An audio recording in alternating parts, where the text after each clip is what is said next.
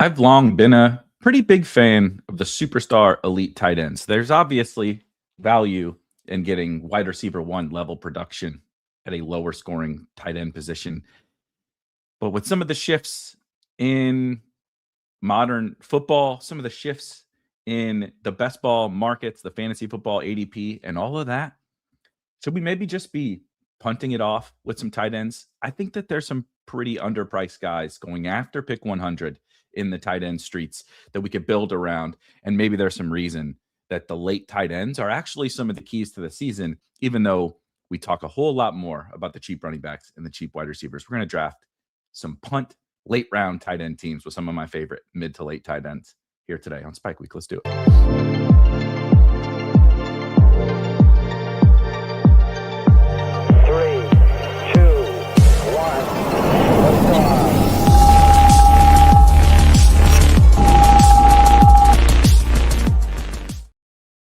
Hello, good morning, GM. Thank you all if you're hanging out live with me here for your patience. Yesterday had a little life getting in the way of streaming, such as the life of someone who gets to talk about fantasy football for a living. Sometimes, the real world doesn't cooperate. I appreciate you guys' patience, and shout out to Rob Coakley, our good friend, for stepping in for me yesterday afternoon, drafting some best ball teams. But we're back. We're ready to rock and roll.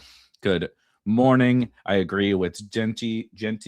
Everybody hit the like button. Agreed. Let's get this is a great one. Sizzle says, I'm noticing Hawkinson is now a cheap tight end. Who Hames? Genty, of course. Pie.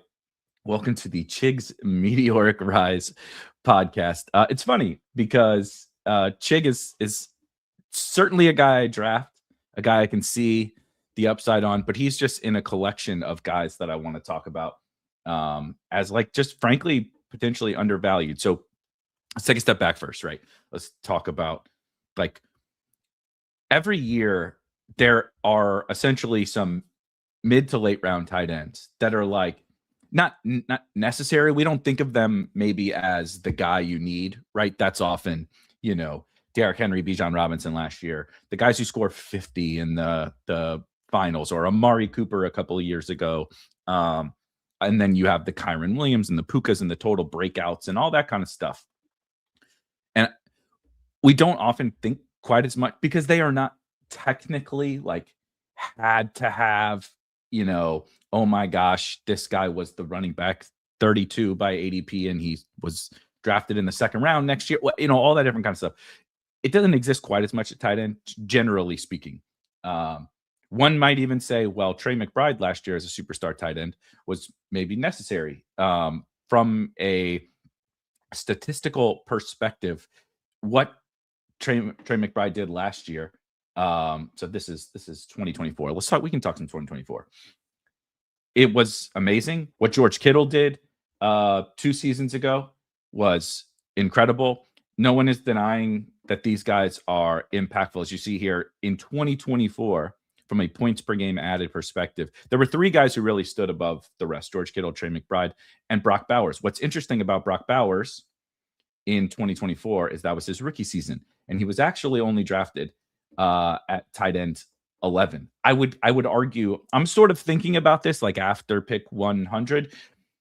I don't want to waste our time quibbling over the definition of late round tight end, but I think what you'll see is kind of every year there's these post pick 100 tight ends who are huge difference makers. They may not be the air quotes guy you need, but I think you can, at more than at any other position, Frankenstein a tight end room that matches, especially in playoff formats, the power of the superstar tight ends. And it is there's a wide variety of these different cheaper tight end options that we can sink our teeth into. And I think we want to blend those guys together into different rooms.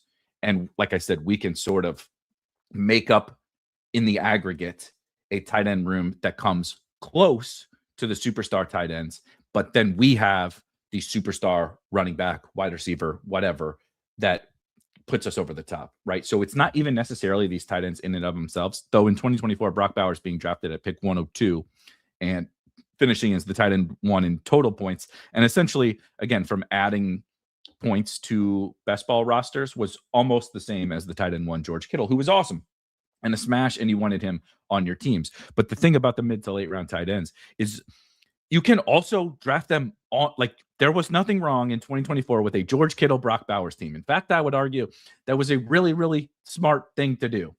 George Kittle was a little bit discounted. ADP as the tight end 7. Now he's cheaper again this year, but there's an Achilles injury, all that kind of stuff. But we had a Brock Bowers. We had a David, so that was sort of your top tier. And this is that kind of continued to be the top tier in 2025 from an ADP perspective. Kittle, McBride, and Bowers. We still kind of think of them as like, I know Kittle isn't drafted like it anymore. But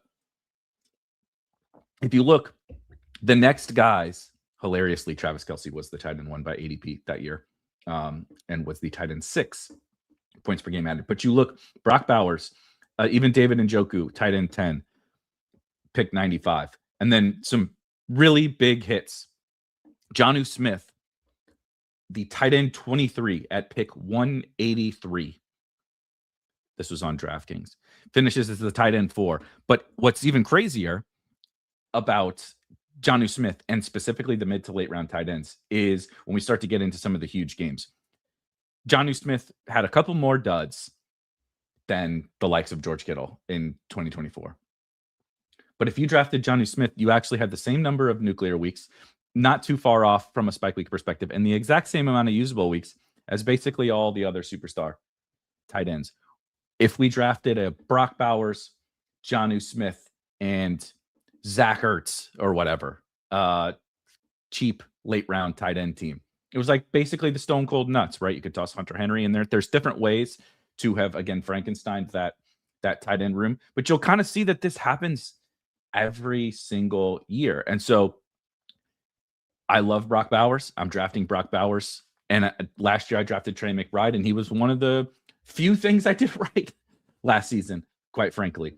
But even last season, again, if we look at points per game added, the Trey McBride thing was crazy because we saw in 2024, these guys were around between 5 and 6 points per game added at the top. And Trey McBride was over 8. This was like a truly transcendent tight end season from Trey McBride. But yet again, from a, spike weeks, usable weeks was a little difficult. He had 15 of those. That's pretty nuts for a tight end. And of course, five nuclear weeks. But you had next on this list in points per game added was Tucker Kraft. Obviously, Tucker Kraft got hurt, and that did not end up being, as impactful as maybe it could have. But the tight end 12 by ADP after pick 110 or at pick 110 being the tight end 2. This is sort of that Bowers type season from his rookie year. The level of impact you're getting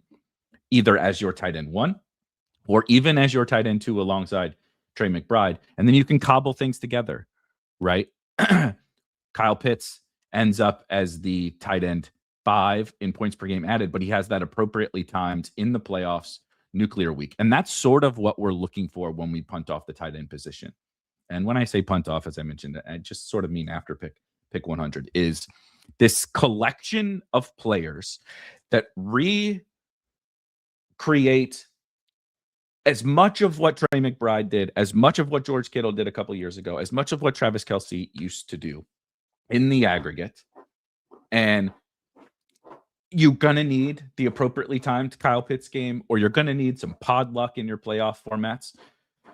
But getting 3 shots on goal, some people would even say 4, but 3 shots on goal with cheaper picks that give us this perfect combination of the Tucker Kraft, Kyle Pitts, Dallas Goedert, or Harold Fannin combination in a tight end room where you end up getting, right, last year, if you did Tucker Kraft and Kyle Pitts and Harold Fannin together, you recreated in the aggregate just as much, actually more, than what you got from Trey McBride. And it is not just from a total points perspective, which that of course does matter. Let's look at this guy behind me. That whole hilarious. he's part of the reason why we were scrambling yesterday morning. The dogs are getting a little bit older, and my guy was having some trouble walking around. But shout out to modern medicine, especially for dogs.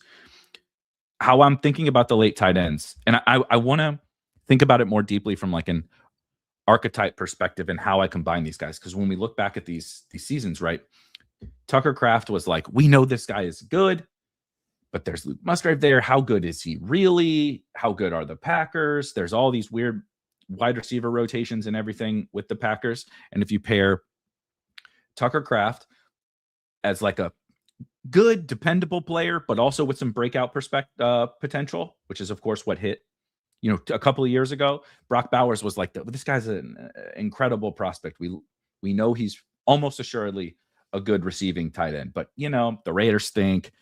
Yeah, they also have Michael Mayer. How much is he going to be out there? Those concerns cause this talent to be depressed in price. Then you have sort of, quite frankly, what Kyle Pitts is kind of like a boring veteran at this stage of his career. That's the Zach Ertz.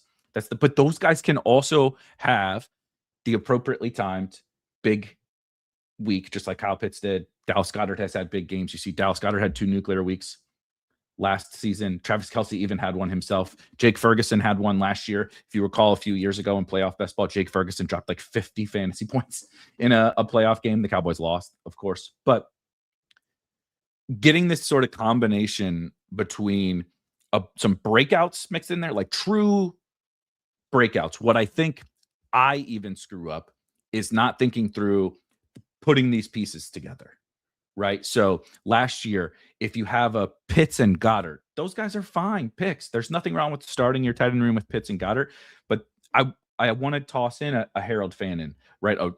When I have the rookie year Brock Bowers, when I have something like that. Now, I do think it's wise to mix through some Zach Ertz, the Dallas Goederts, the Travis Kelce's, the Mark Andrews, Juwan Johnsons, right? These guys that are like, look, we're not gonna be drafting Juwan Johnson in the 6th round next year. That's just not in the cards. We know what he is. He's older, but is he a reliable veteran like the Zach Ertzian, the 2024 Zach Ertz? Can we build that guy in alongside some breakout bets? And that's how we get playoff week upside. There's no ever any guarantee you're going to have the guy who goes for 40 or whatever in the playoff weeks. But by mixing the reliable, dusty veteran who's going to run a bunch of routes, that gives us the floor. And those guys can spike too. But then it also allows us to, look, maybe Brock Bowers is a little bit slow to come on as a rookie. Maybe Harold Fannin, he wasn't slow to come on as a rookie, but maybe Harold Fannin is slow to come on as a rookie, but we're betting on the talent and the breakout. And next year, we're going to be drafting that guy higher. Mixing through those archetypes at a cheaper price and recreating the Trey McBride, the George Kittle, the last year Brock Bowers in the aggregate has been a winning strategy. Last year, even on drafters, I showed you what Trey McBride did. Now, this is just the winning team. Could you have won with Trey McBride? Of course. We could go into our draft rewind tool and build a Trey McBride team that won any tournament. He scored that many points. However, the winning team at tight end last year, hilariously, Sam Laporta. Right? So Sam Laporta actually turned into this stable veteran. Kyle Pitts had a couple of appropriately timed huge games and just enough good games. And Dalton Schultz, boring old Dalton Schultz. I think he's a little overpriced this year, but last year we were able to get him. He's another like boring tight end. And so this team didn't even really have like the true firm breakout, but it did have sort of the same collection of guys at the tight end position. You see Herzig last year with Jake Ferguson, Juwan Johnson, and Pat Freiermuth. These are the types of tight end rooms that you can win in total points. I would argue, this wasn't the optimal tight end room. This was more of got home because of everything else that was on this team. And that's the great thing about the tight end position is sometimes that's what can, right? Look at the third place team on drafters, 2,755 total points over the course of the entire fantasy football season. Jake Ferguson, who was a good pick, Kyle Pitts, who we all just saw was a good pick and took a swing, which I think was great. I mean, I didn't like Elijah Arroyo personally, but I think it's the right kind of swing. And it didn't even matter that Elijah Arroyo did absolutely nothing because you can sort of again, recreate a good tight end room, maybe more easily than we even think. And then having more shots on goal. If we wait, we draft more, right? If we lack quality at that position, we draft more quantity.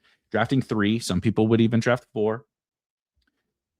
You get more shots to layer those points in over the course of the regular season, but also layer in playoff formats some spikes that will happen, right? You get the Kyle Pitts. You could have enough shots on goal to not even have to have Kyle Pitts to make it through, right? You get lucky in a little bit of a pod, but you do have 3 guys, so you get a good score. You're not losing 35 points. You're not putting up a 5 spot or whatever at the tight end position. But you having those additional roster spots on this position for a cheaper price allows us to, again, I think what we're trying to do is recreate not even Trey McBride, but a solid enough piece that then when we get to the playoffs gets us just enough, right? Get us the one Kyle Pitts, do the one game, brother, please. Just do the one game for me, and then we'll pass the baton over to Jake Ferguson. Jake Ferguson, give me the one game. We'll pass the baton over to Dalton Schultz. We'll pass, right? We're going to similar to what we do with the 0 running back type build. Like, look, I'm not sure. Aaron Jones, I'm going to need you for the first month, and then who's going to take over, right? Ray Davis and Jonathan Brooks and Ja'Cory Krusky, whatever. Passing this baton back and forth amongst the tight end position. Some of my personal favorite of these late tight ends. You'll see these are our best. This is DraftKings. Let's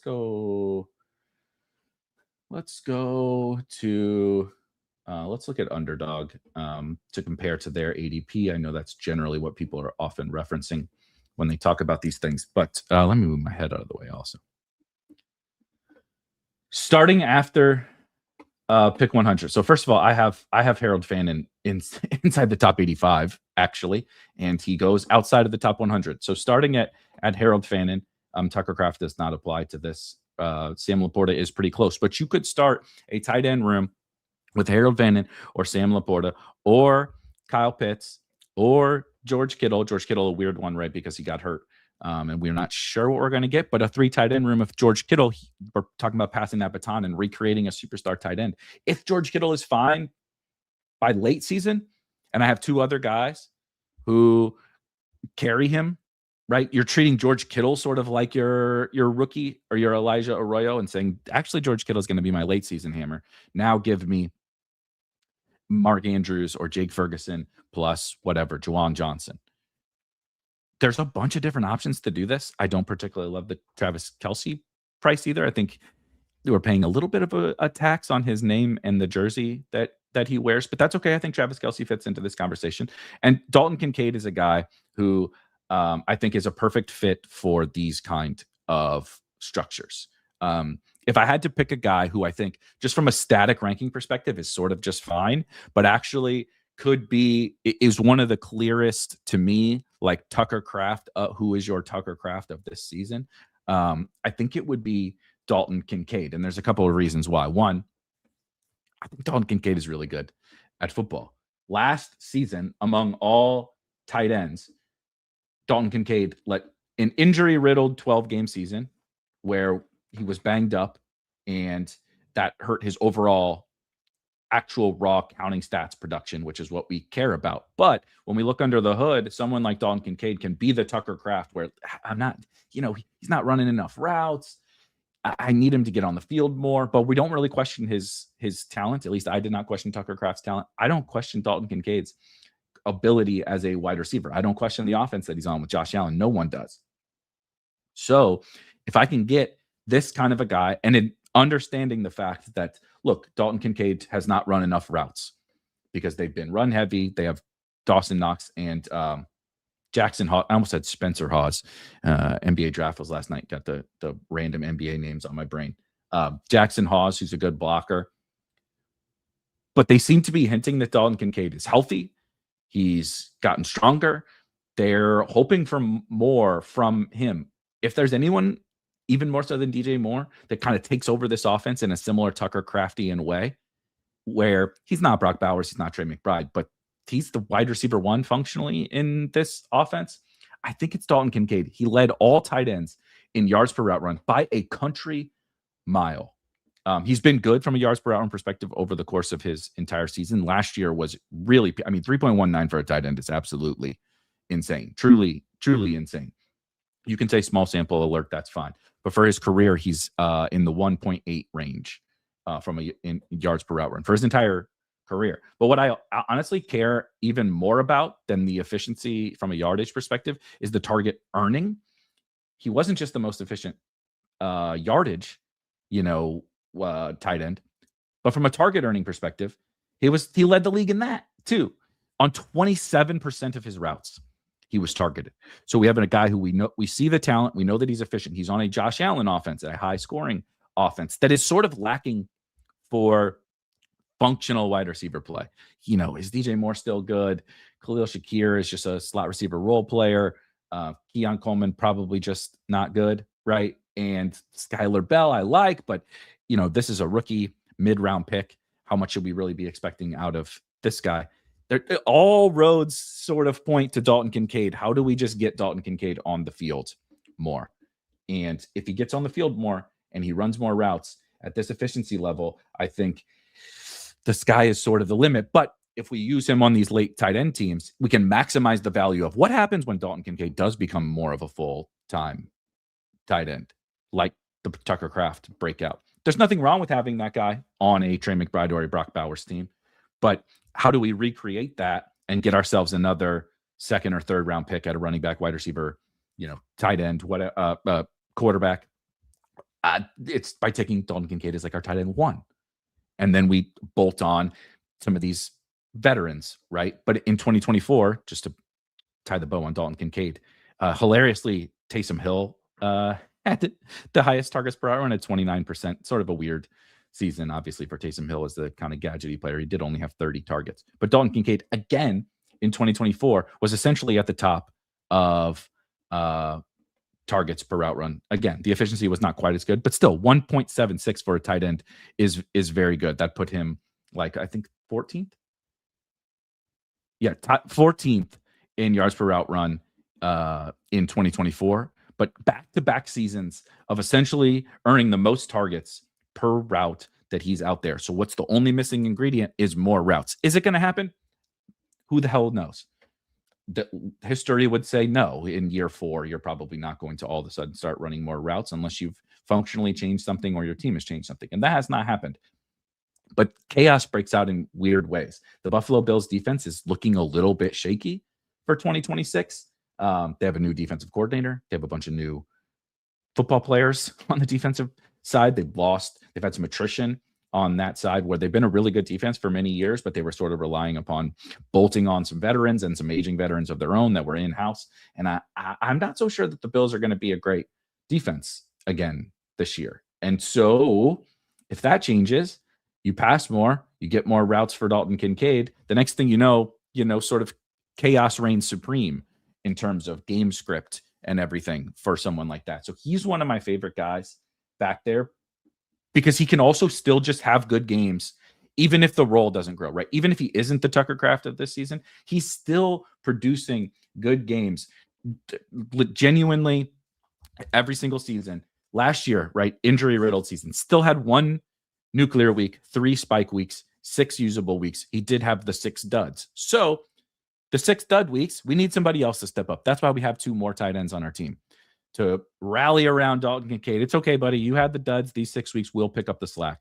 But in those 3 spike weeks, and particularly in that 1 nuclear week, if we get it appropriately timed, that's exactly what we're looking for in a mid to late-ish round tight end. Last year, he was drafted as the tight end 14, and he still just ever so slightly outproduced that cost. He was the tight end 13 in points per game added. Injuries, you only playing 12 games. We're talking about points per game, but only playing 12 games, dealing with injuries, and not getting to that full route participation that we would really like. He's still essentially, dare I say, air quotes, paid off of his price last year. So what happens when he does run more routes? Then you get, right, this Tucker Kraft tight end 2 type season from Dalton Kincaid. A couple more guys in these mid to late tight end rooms. Let's see. I haven't heard a single streamer talk about Likely. I think Isaiah Likely is just fine. I'm not going to like create a piece of content strictly focused around Isaiah Likely at his price, but I like him fine. You see on your screen here, I have Isaiah Likely pretty much right at ADP. I think he's a great fit for these types of builds. I think Isaiah Likely is certainly going to run plenty of routes. I don't think you bring him over from Baltimore via free agency to sit him on the sidelines. Who knows? It's Harbaugh and Matt Nagy. I don't trust those guys as far as I can throw them. But I think Isaiah Likely is a good football player. Harbaugh said he's a Pro Bowler last year, which is hilarious because then he didn't play him as much as you would probably want to play a Pro Bowler. But nonetheless, I think Isaiah Likely is a very good pick, particularly in these structures. Is he like a total mega standout amongst Kincaid, Andrews, Ferguson, Goddard, Chig? I don't think he's like a very big standout. Everybody definitely I love your streams. Draft Bowers, don't take expensive tenants. So it's funny you say that. I actually want to talk about that. I'm going to draft a bunch of Brock Bowers. But what I have found in my own teams, when I go look at my own teams, so this is just on DraftKings, is I have 56% elite tight end and 33% late round tight end. What I want to do is still draft Brock Bowers because I think Brock Bowers could absolutely be the guy you need. I would frankly place my chips on him near the top of the list in terms of the guys you need. I think on DraftKings, he's also a little bit better with the full PPR and bonuses, but I want to flatten out this number. I want to get this to more of a split, maybe even a little more late round tight end than elite tight ends. And so what does that mean if you want to draft Brock Bowers and you want to draft late round tight end teams? It's the beauty of the portfolio, right? I'm not drafting the same team every single time I hop into a draft. I'm not drafting the same players. I'm not drafting the same structures. I'm talking through the different ways that you can win at this game. Like I said, last year, people won with, you saw the top 3 teams on drafters. They all had very different tight end rooms. You could have won last year with Trey McBride or even George Kittle. You could have won last year with a more punt version of your tight end room. I want to embrace a bunch of the different structures that I think can win, not just the teams that have won, but I also want to talk through these and think through these different structures, right? I don't want to come in and say, this is absolutely the winning. And I know that sometimes as a tout, that's what it kind of sounds like, is you're saying, you have to draft this way. But I don't think that's how any of this works. But I do think I want to be massaging my portfolio and figuring out, okay, Brock Bowers can absolutely work. You believe in this thing, but you're not going to take Brock Bowers on every single team. How do you want to approach those non-Brock Bowers teams? And I think I've been approaching them with too many elite tight end builds and not enough late round tight end builds on those teams. Let's see. Everybody loves Jaden Daniels. Yeah, so let's just go through a couple more of these tight ends and then we'll pop into a draft. We're going to do a couple of DK Millies today, if that's okay for everybody. Let's see. So I mentioned, I think Harold Fannin is a sneaky good candidate for this. He's been tumbling down boards. But as you mentioned, Dalton Kincaid is probably my favorite. I have no problems with the Isaiah Likely stuff. But we also talk a lot about back to front drafting. I think it's another thing that I was probably not acknowledging enough, in that I think sort of this whole cohort, really frankly from Kincaid on down, but Kincaid, Andrews, Likely, Ferguson, Goddard, Chig is everybody's favorite breakout. Charlie Brown and Lucy with the football. Chig is always everyone's favorite breakout because he was extremely efficient as a rookie, and he's been okay the last couple of seasons. But I like Chig too. I could see Chig as a breakout. I could see Chig playing like this weird quasi Zach Ertzian role in your tight end room. Juwan Johnson, I think, is underpriced. Sadiq is a first. I don't really like Sadiq as a player. I would not have drafted him in the first round if I were the Jets. But Sadiq is a first round NFL draft pick going in the 150s. That is pretty crazy. We don't really see that very often. Brenton Strange was a perfectly functional, competent fantasy tight end when he was not injured last season on a Jacksonville Jaguars offense that we really like. Is Brenton Strange going to be like a breakout superstar? I don't think so, but can he serve a purpose, especially right alongside a Sadiq, alongside a Dalton Kincaid, alongside a Isaiah Likely? Can he serve that purpose? You bet your ass he can. TJ Hawkinson, as Sizzle said at the very beginning of the show, I mean, it's kind of crazy. I understand he has not been particularly great, mainly last year, but TJ Hawkinson serves as a veteran on the Minnesota Vikings. Buying the dip on the Minnesota Vikings, in my opinion, is buying TJ Hawkinson. We're getting, like, I guess, a small discount on Justin Jefferson and Jordan Addison and whatever. I don't think we're getting that much of a discount on Kyler Murray, but we are getting a huge discount on TJ Hawkinson. He's the one who's been left for dead amongst all of the Minnesota Vikings. And like, if TJ Hawkinson is just normal TJ Hawkinson, and not, God forbid, a total bounce back in 2026 from TJ Hawkinson. If he is just TJ Hawkinson and he happens to be on an actual functional version of the Minnesota Vikings offense instead of that garbage that we saw last season with JJ McCarthy at the helm, this is an absolute steal. He's probably, my favorite in this range. If Kincaid is my favorite, think about that, pairing a TJ Hawkinson with Dalton Kincaid. And then I've made it very well known that Pat Freiermuth is my favorite late tight end. I think there's like real, not like breakout, but this guy is someone we were taking closer to pick 100 in past seasons. And I'm not really sure how much has changed about anything for Pat Freiermuth, except it's maybe a better situation than he's had. But if you like, a Rondé Gadsden or Gunnar Helm or the aforementioned Dalton Schultz, AJ Barner, Greg Dulcich is another one of everybody's favorites. Well, the Dolphins got to have somebody who catches some passes. And the crazy thing about Greg Dulcich is he was one of the most efficient wide receiver tight ends last year. Super small sample, not yards per reception, although I think he was kind of up there on that.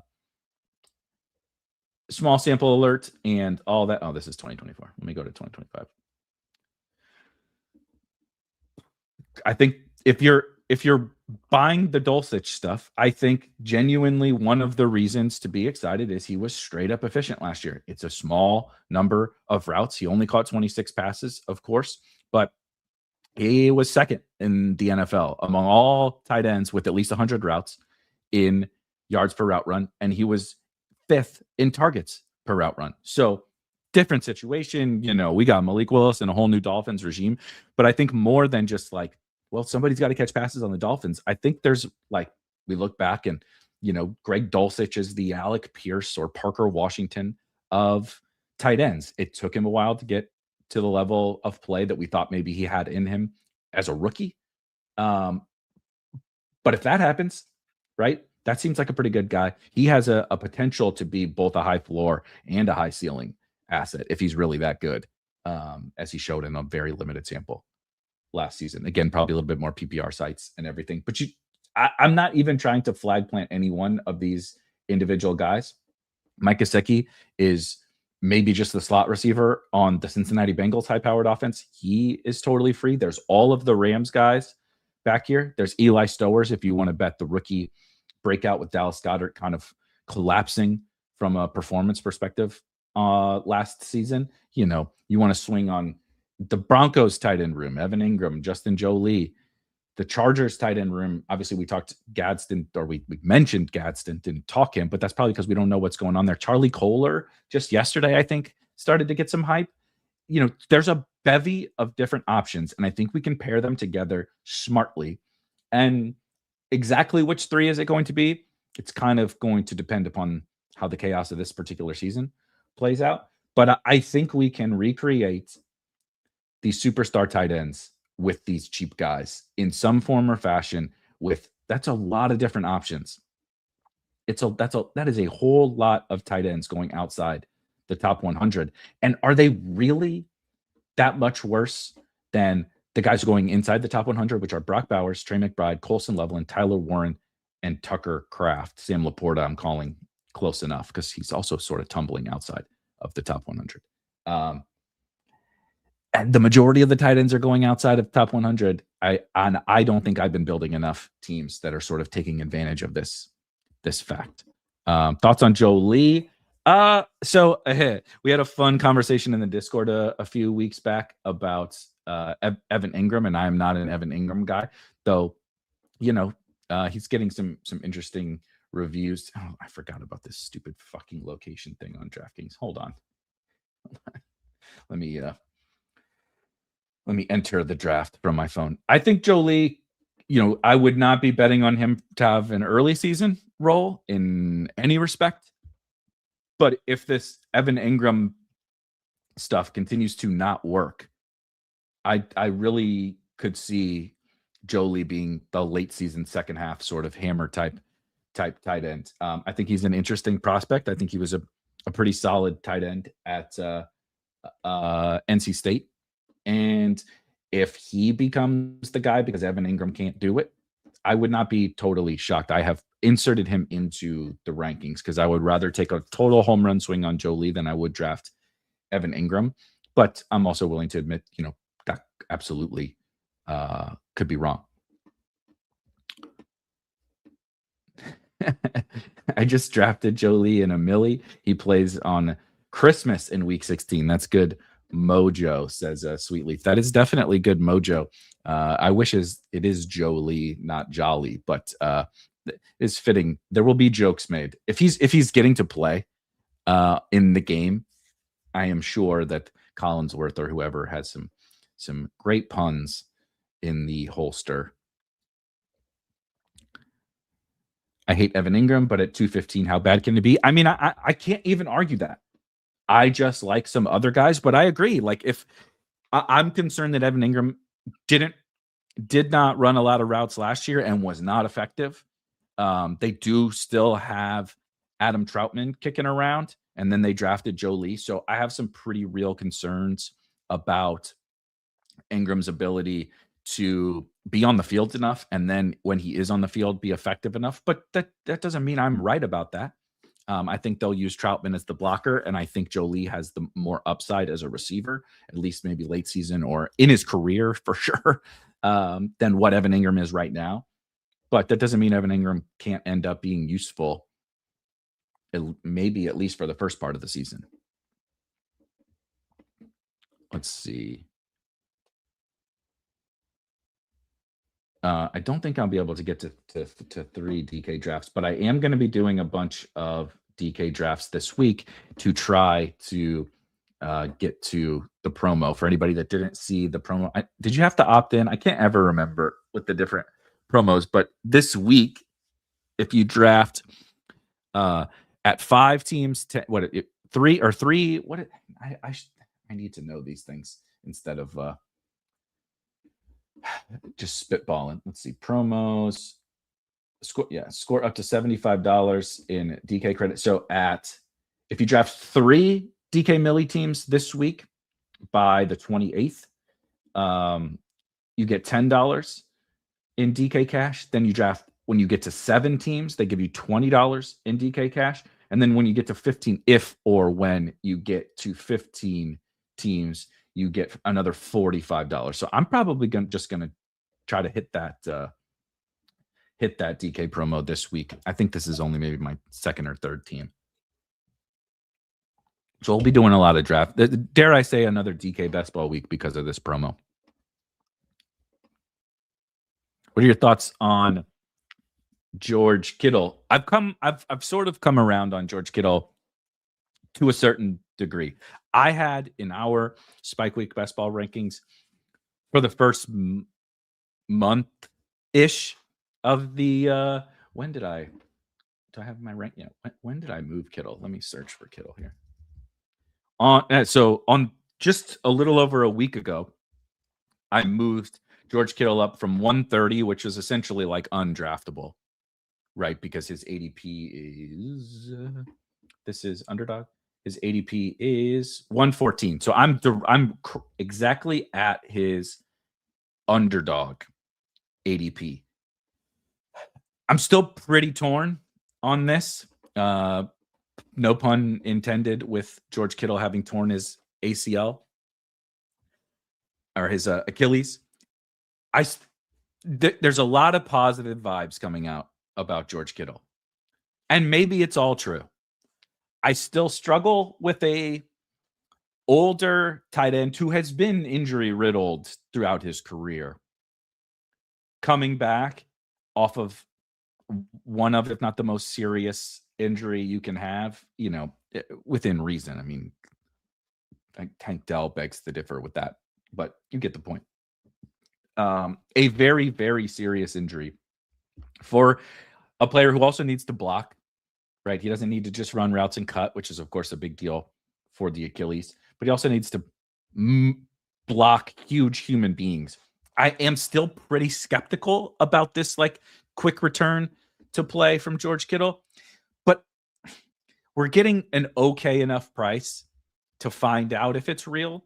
And as you said before, I can draft him on teams where I understand the risk of him. I should be able to draft teams around him that can help mitigate that risk. Am I guaranteeing myself to mitigate the risk? No, of course. If I knew exactly how to make sure I had a good tight end room so that I can capitalize on George Kittle's late season potential surge, if I knew the answers to that, we wouldn't be streaming. I would just draft thousands and thousands and thousands of teams and make it really easy to just print money later this year, right? It would be like the easiest investment of all time. It's what people think crypto is or whatever. I don't know that. I don't know exactly who I need to pair with George Kittle, but I sure as shit know that I have the ability as a drafter to put teams that make sense together around George Kittle. So I've come around to that, and I think I was like sort of doing the thing that I gotta log into the draft hacker. Let's see. I'm gonna do. I should have looked at my.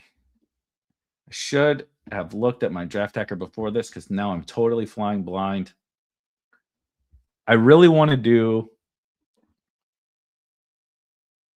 Let's do Nico, and inspired by our friend KRS in the Discord this morning. He did the Zay pull up with Gibbs from the 101. I want to try that. I also think it sets up well for later tight end teams. When will your Robin Coakley be back? Rob is just very busy in his other job, but other ventures. Go make sure you subscribe to Hometown Ghost Stories. That is Rob, Jesse, and Dave, their YouTube channel, podcast, and everything. They're having a ton of success over there and putting in a lot of time and hard work. So if and when Rob will be included in some stuff, as of course you saw him yesterday. He's a good friend, and he filled in for me when I was unfortunately pulled away thanks to some family stuff and dog stuff. Rob will be around. Exactly what and when he'll be around, I can't say for sure. Zay will be ADP 27 by kickoff. I tend to agree. Sizzle can't wait for Freestyle Friday. Christopher says DraftKings is by far the best site to play best ball and the best site to play all DFS related products on, but especially best ball. Obviously, as a content creator, I play on Underdog, DraftKings, and Drafters. I love our good friends at Drafters. It is a very different format. If you don't like total points scoring, right, a cumulative scoring format like they have on Drafters, I can understand why you wouldn't like it as much. For me, I'm also a bigger fan of full PPR than full PPR. The dogs are getting excited when we start talking about DraftKings as well. Then I am of half point PPR. Hey, I don't know if that means good things or bad things for full point PPR and DraftKings. Hey, calm down. Oh my God. We're gonna have some howling, I think. We're gonna have some howling. This is funny. Hey, we're trying to talk to people. Can you chill out? Just we're gonna have to deal with some howling. The wife is not here, so let's see. Are you bringing the bully tight end prompt? Yeah, we'll definitely be getting some tight end related prompts, I imagine, in freestyle Friday. The first 7 are easy. Getting 8 more by Sunday is the trick, unless you're doing slows. That is the thing about the promos is you can do some slows if you would prefer. That's what I did. I'm in a 5-5-5 slot. They did a 2 free milli tickets if you entered the 5-5-5 the other day. So I just popped in a slow, and I may end up doing that for the milli too. I'm with you. I'm ahead of pace of where I want to be. There's 77 days left until the season. This is my 63rd DK milli, so I do like to save a good clip of them for the end of the season. So maybe after this week, we'll move to some of the other contests a little bit. But honest to God, I agree that I think DraftKings has really stepped up their game. It's been a lot of fun to play on DK this year. And they're running 1,000,001 promos that I'm trying to take advantage of, but I'm also trying to make sure I don't get too far out ahead of the pace that I want to be at, because I want to be able to capitalize on some people that come in at the end of the summer and are maybe, more exploitable drafters to play against. Does everyone get the same promos? I'm pretty sure. That's now not every single time will that happen. They will do some customizable or some custom promos for individuals, but generally speaking, they'll do a lot of the same promos for everybody.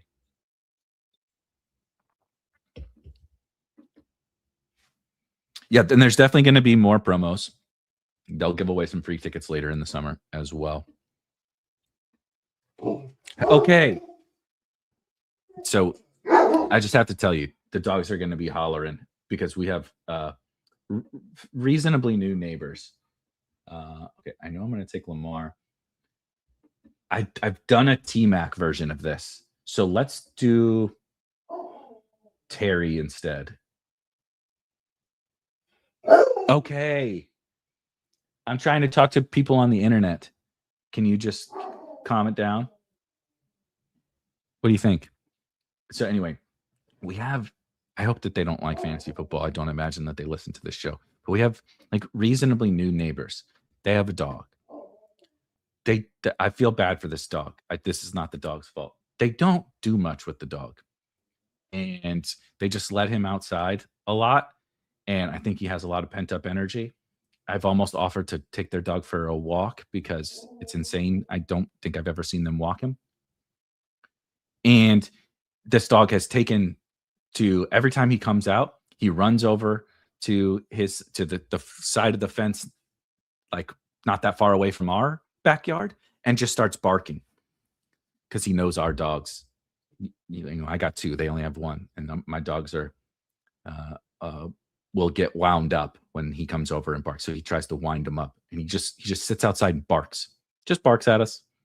If my wife goes out there just by herself, he barks. He's a cute little dog. But if you hear my dogs hollering a lot, it's because this is the new thing that I have to live with. This fucking neighbor dog constantly coming over and barking, and then my dogs bark, and it's just endless goddamn barking in the Binepour household. Let's see. Don't forget to enter satellites too. If you play DFS, yeah. So I can show. So like right now, I have I've already entered tickets. Like I've entered these play action tickets and the DK Millie tickets and stuff here too. But I have some DFS tickets. But like I've been playing the 5-5-5 on a bunch of tickets because I've been winning them in DFS. So if you play DFS or you're any good at DFS, if someone like me can win some free tickets in DFS for best ball, then I think just about anybody could. Yeah, I did see this. DraftKings dropping the new that they call it the Tutty. It's a $7 tournament. They will have about 50 of those this summer, and they went to a 20-second pick clock. So that's pretty fun. I'm only using tickets to enter, trying not to use real cash. Well, so you're only doing like DFS tickets. If you can achieve that, that's impressive. I would be very impressed. I'm actively trying to get Zay in almost every draft right now, assuming he will rise later. I've been doing I wouldn't say every single draft, but I am also actively just trying to get my Zay exposure up. Obviously, I'm willing to pull him up to the 2-3 turn. I want to have him on Gibbs teams. I do think it's possible it becomes more common later on this summer. But I also want to move him while I have the opportunity, especially on DraftKings, to move him around the board in the 3rd round. I do want to do that and get him with the different first rounders before maybe it's not possible to do. So I'm with you. It's one of the rare ones where, like, it really doesn't matter to me about Zay specifically in a vacuum. If he moves up a little bit, I have him ranked like 26th, I think. Yeah, I have him ranked 26th himself. So god damn it, man. Hey. I'm shook. I'm shook by the yippy dog. I'm not that worried about whether I can draft Zay or not at his new ADP, because I think it will be fine. You know, maybe if he moves like to pick 20 or something, it would be a different conversation. But I think his new ADP will be totally fine for him. Oh wow, we did Terry, so should we just double tap with Jaden Daniels? And then yeah, let's do it. I don't think I've done that yet. Jaden Daniels. Oh my God. I'm going to take Jaylen Warren. I do apologize for the howling. Taz, that's enough. Hey. Chill out, bro. Yeah, hi. You want to come on this show? This is my my life here now. He's gonna rub himself up. Why would Zay?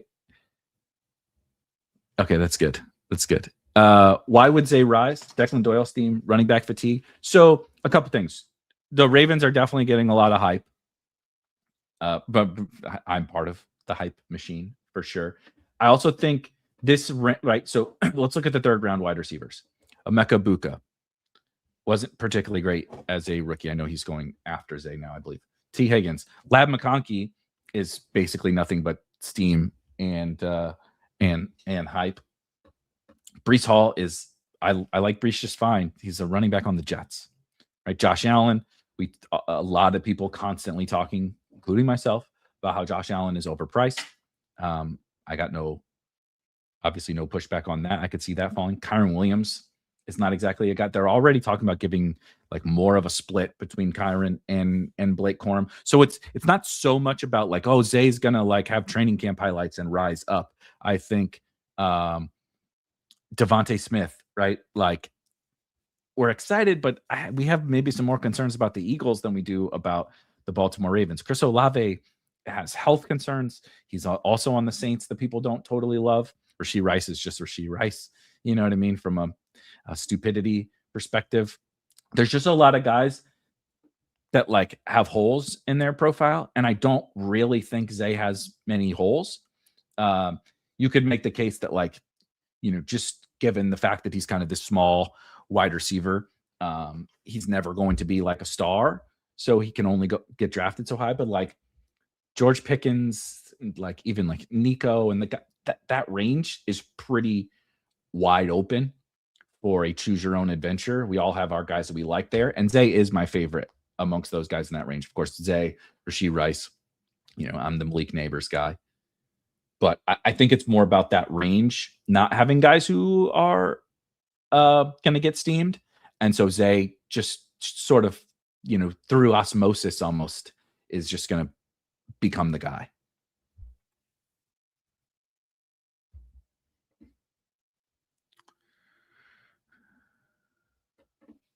We renamed my oldest dog to Sir Barks a lot. Yeah, it's funny because my dogs haven't barked that much. They bark like any regular old dog, but I wouldn't say like to a crazy degree.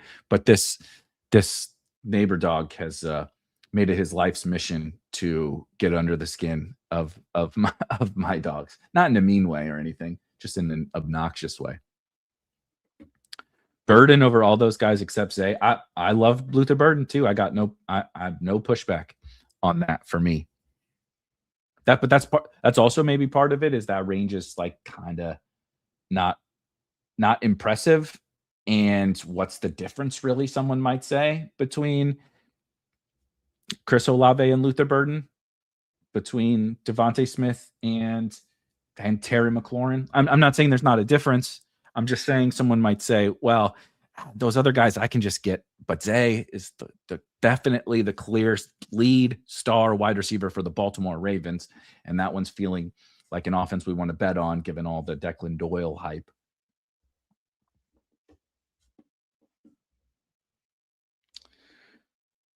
Lamar just quoted, there's going to be a lot of explosiveness this year. The way Declan calls plays and his creativity with his mind, how detailed he is, it's mind-blowing. I'm excited. Yeah, we're gonna continue to get a lot of quotes like that, by the way. God damn it, I forgot to go log into the draft hacker, so I gotta do that in a second. Okay. I'm quite liking the new Kyle Monungai price.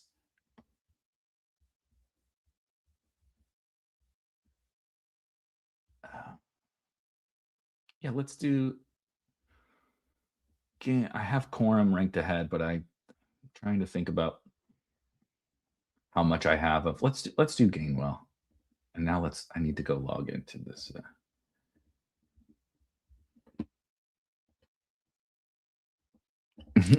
Why do the best teams have the same bye week? Week 7 feels like a punt week for my teams, dude. I am with you. It feels absolutely awful.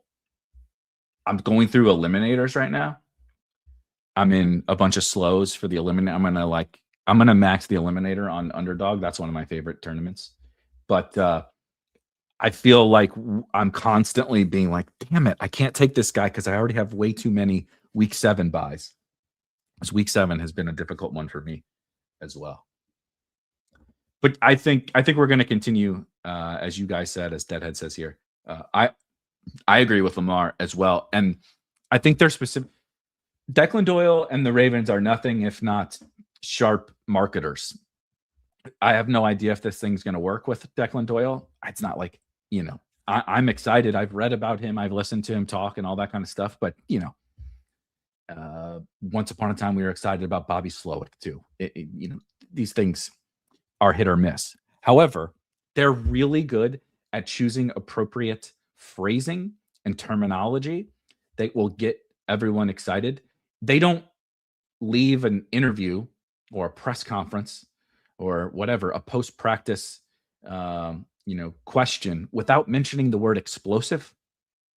It's all they talk about is explosive this, explosive that. They use all the correct framing of what they're trying to do on offense to get people like me to fall in love with them. And I ain't stopping. And they're not going to stop. So I think that could be part of it too. It's just this ever building of like, yeah, I think we should get invested into the Ravens. And then that range doesn't have any real roadblocks for Zay to move up. And he's like, no, I don't think anybody has anything negative to say about Zay other than he hasn't scored touchdowns. And sure, he's not going to score 18 touchdowns this season. He's not Megatron or something like that. But you don't need him to be.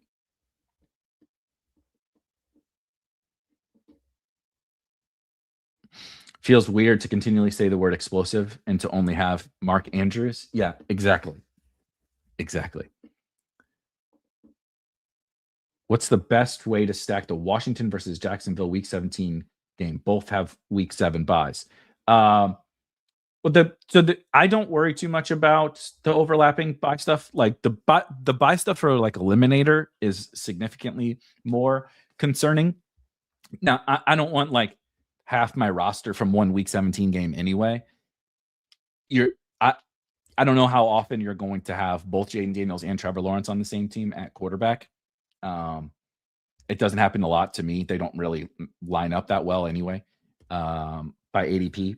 But anyway, you have a few pieces from Week 7 buys. I don't think it's a problem at all. But my favorite way to stack the game is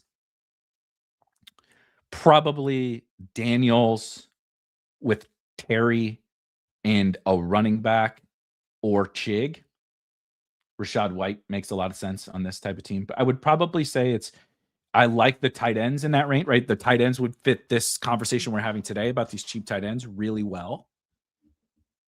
There's both Chig and Brenton Strange available for cheap prices. Let's see here. Okay. This is where we can start to get into. Yeah, Kincaid is gone. That stinks.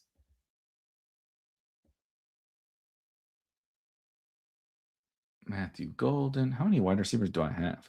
3. I am gonna take Matthew Golden. I don't have a ton of him on, and then we'll get this tight end thing kicked off. The likely shout is a good one. I need to get more of him. I don't have him with like any of these guys. I don't have him with Gibbs once, and I actually have a good clip of Gibbs. So let's do likely as that. Likely, like I said, I think can fill a couple of different. He can wear a couple different hats in these late tight end builds. You know, we need some upside and some like quasi breakout potential. I wouldn't call like a good likely season like a breakout. I think he's sort of already broken out, but to the degree that he's like a top 5 fantasy tight end, and we all look back like, yeah, we all thought Isaiah likely was good. He's just been held back by sort of the playing time in Baltimore and the run heavy nature. I think it's pretty easy to envision the scenario where we're all looking back like, yeah, we probably should have just taken likely now, you know, on the Giants. Maybe Neighbors is a slow starter. Maybe Neighbors isn't right this entire season and likely takes on a bigger burden. Of course, Wandale is gone to Tennessee. So he is functionally, you know, the second option in the passing game, at least from a projection standpoint. So I need to get more Isaiah Likely. This is another reason to draft some of these late tight end teams. When I draft a lot of Brock Bowers, I also like Colston Loveland. You know, I don't really take much McBride. I don't really take much Tyler Warren, but I'm drafting, you know, 30% of my teams have Brock Bowers right now. That ends up only giving me so much. I'm only taking him on 2 tight end teams.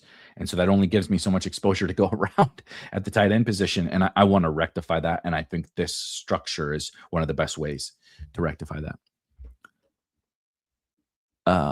Let's see. Have you had a chance to get familiar with JJ Zach's market score? I think it's a really unique way to quantifying the current ADP landscape where similar players went historically. I have not had a chance to dive into it yet, but I love just about everything that I shouldn't even say just about. I haven't heard a thing or read a thing that JJ has done that I haven't liked. So I'm sure I will like it, and I'd be happy to dig into it. Who's your favorite Rams tight end? Oh God. So I've similar to we talked about Kittle a little bit earlier. Like I've kind of come full circle that I should take some Kittle. The upside clearly probably outweighs the downside, at least on X number of teams. This is another great reason to remember, like to readdress your rankings and your takes about every offense or player or whatever. Coming in like a post NFL draft, even though they drafted Max Clare, I was sort of anchored to the like, okay, I think Terrence Ferguson is gonna take a big leap in year 2. You know, he had like this weird downfield tight end role that was both valuable and weird for the Rams, like a high ADOT, you know, field stretching tight end was a very bizarre thing. And I'm like, well, you know, Parkinson is just a guy. Who cares about Davis Allen? Higbee's getting older. I think, you know, it makes logical sense that last year's second round pick would take the leap this year. And that is sort of, it's still somewhat true. But I think as I look back, I don't really want to be too heavy in the Terrence Ferguson business. They did, like, I'm sort of ignoring all the flaws of the Terrence Ferguson profile if I'm just saying, well, so you know, look at the down the field role. Like the down the field role is also like kind of bad and weird, and it wasn't efficient and effective for the Rams offense. And then they did draft another second round tight end. They do have Tyler Higbee back and Colby Parkinson back. I think my favorite Rams tight end is just Colby Parkinson, the guy who was best last year, the guy who I can't really come up with the reason why his role would change other than, yeah, sure, Terrence like, and look, there's our boy Chig, who fits quite nicely onto this team. I do have him on what's this? Ooh, I have him on a lot of Gibbs teams. I don't have Strange as much. In fact, I don't have Strange with Likely, and I own and Strange's would be obviously the bring back on the opposite side of that game. So let's do that, and then let's look at running back, wide receiver. I do have Omar on a lot of these teams. Also, I bet my draft optimizer says Pacheco. I fucking knew it. Let's do. I'm trying to get more Denzel Boston as well. Just a little. Not nothing plays against the Ravens in week 16. So that is 13 picks. Jahmyr Gibbs, Nico Collins pulled Zay Flowers up to the 2-3 turn. Terry McLaurin, Lamar Jackson, and Jaden Daniels. Then we hit some running backs. Jalen Warren, Kyle Monungai, and Kenny Gainwell. Matthew Golden, Isaiah Likely, Brenton Strange, and Denzel Boston. I'm into this team. Gibbs is going to be a decoy on most plays. It's Pacheco season, says BKGJ. That's too funny. Playing time and injuries. I was probably talking about something, and that was a helpful point that I was making, but we have my brain works in very mysterious ways, and I don't know what you're referencing, but I'm happy to discuss it. On drafters, all the late round tight ends I smashed are up 20 spots or so, makes the elite tight ends in craft Pitts tier more appealing. I don't know specifically some of the guys that you were liking, but I can't really argue with that. I do think the Kraft, Pitts, Fannin, Laporta, Kittle type stuff. Like, dude, Harold Fannin went pick 109 in this draft. That's ridiculous. So, like, Harold Fannin all of a sudden is becoming a guy like the new Tucker Kraft of this season. We know he's good. We have some form of a concern. In this instance, it is the Browns offense. And we have really nothing to poke at from the player profile.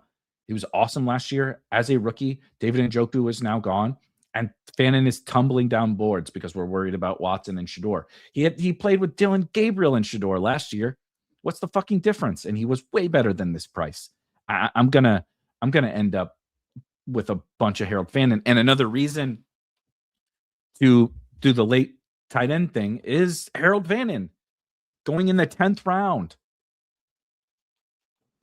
That's insane. Deadhead says if Harold Fannin ADP goes to 110 plus, I may end up with 100%. It's almost to 110 plus already on DraftKings, which is absolutely insane. Absolutely insane.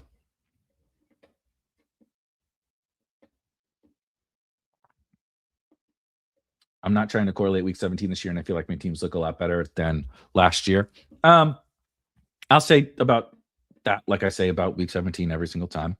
And it is that I'm not going out of my way to force week 17 correlation ever.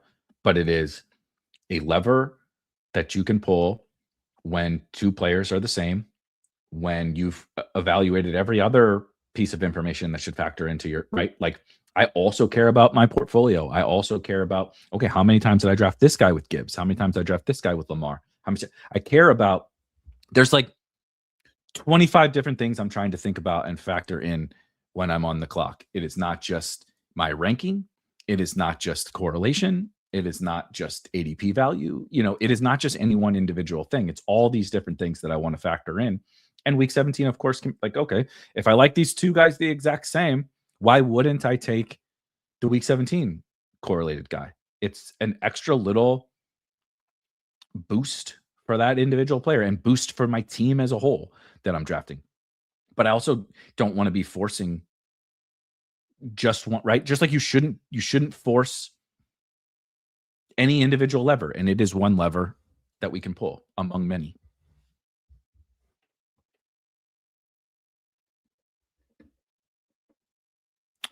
Not saying correlation is dead, but definitely feels like it's become not as required as players have been pushed up because of correlation. Have players been pushed up because of correlation this year? Like any more than this year? I haven't mapped.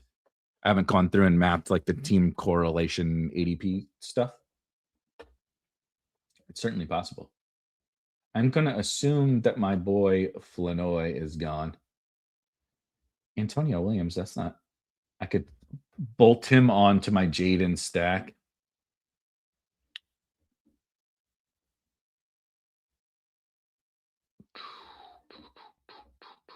Yeah, let's do Antonio Williams and then of course Trey Harris because it's what I do.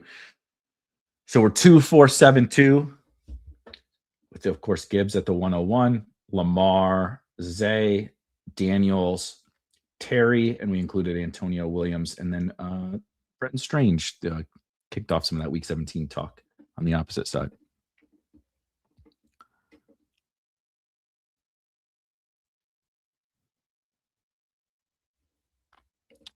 I've annoyingly drafted Les Fannin during his drop just because of some of my draft plans in that range, but I'm going to have to adjust because that's just unacceptable. I agree. I haven't drafted as much as I should, but like the beauty of just so happen to be talking about late tight ends.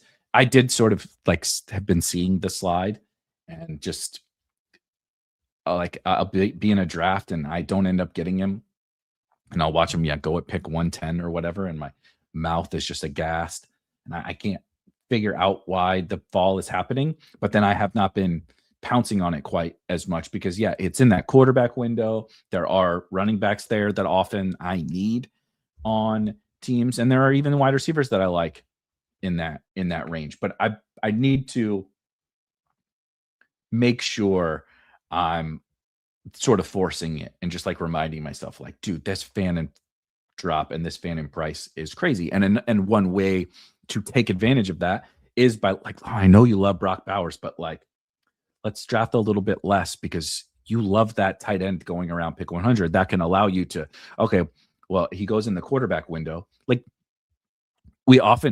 I'm literally making the excuse right now. We often make the excuse of like, well, I like to take quarterbacks in that range, or I like to do that. Like he's a great pick, but like if he's a great pick, you get to choose who you draft. There's nothing is being forced upon you. Like I said, this is what I'm screwing up at the moment. Okay, Harold Fannin is a great pick. He's tumbling in drafts, and you want to take advantage of that tumble. Maybe if the issue is that he goes next to quarterbacks that you draft some fucking quarterbacks before. Like, oh, I really like the running backs in that range. Draft some running backs earlier then. You know what I mean? Like you don't want the same guys on every single team anyway.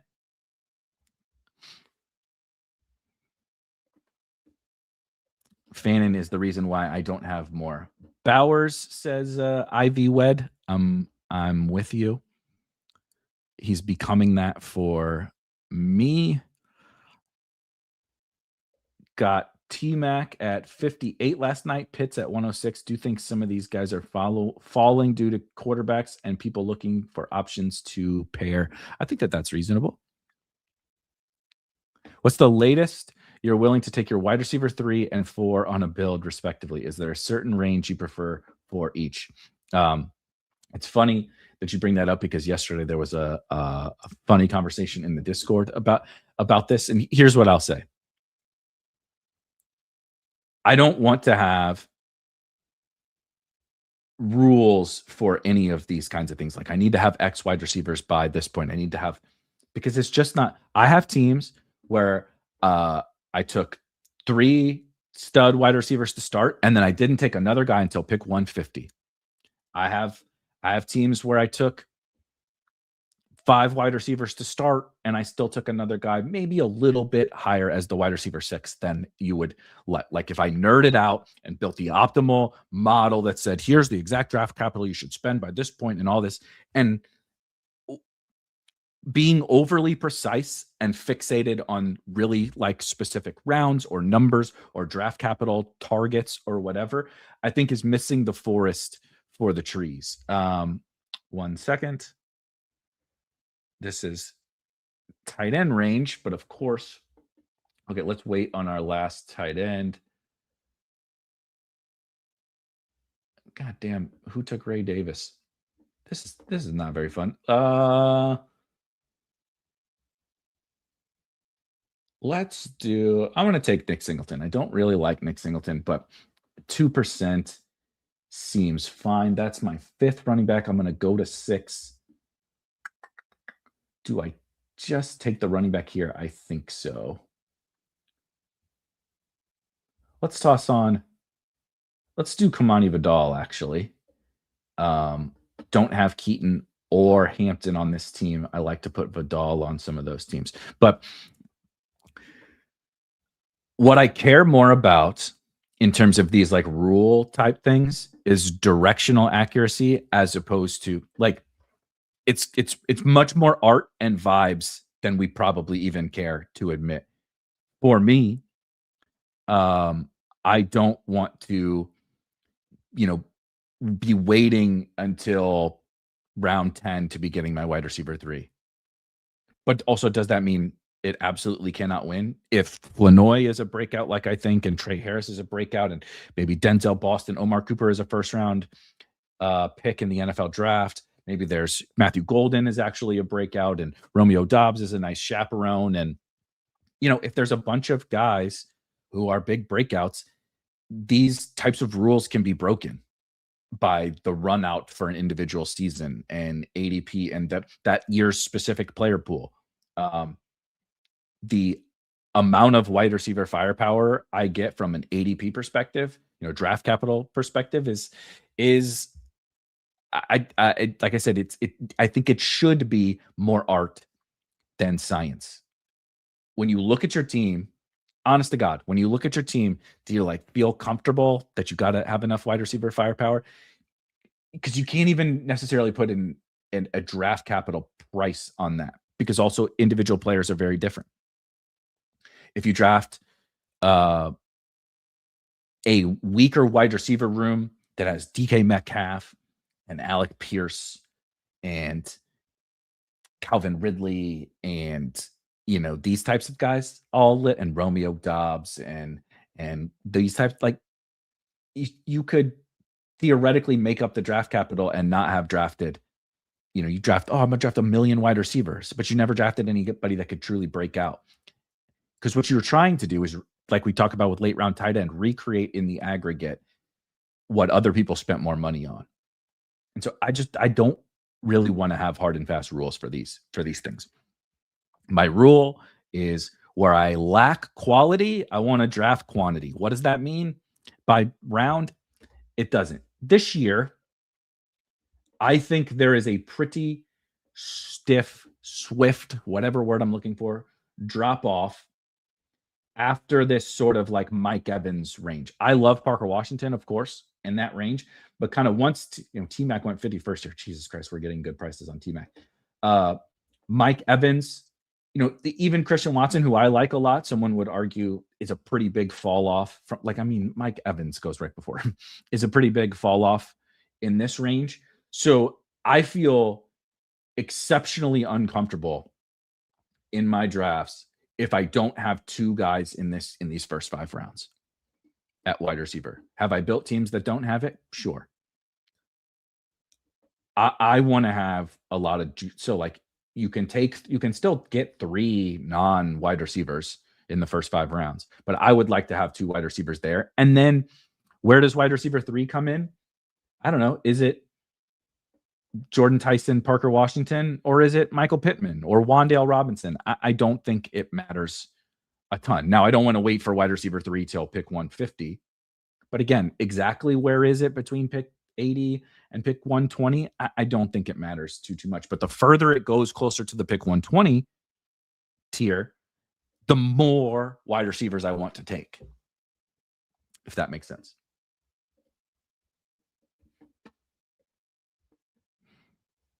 Pittman is my break glass in case of emergency wide receiver 3.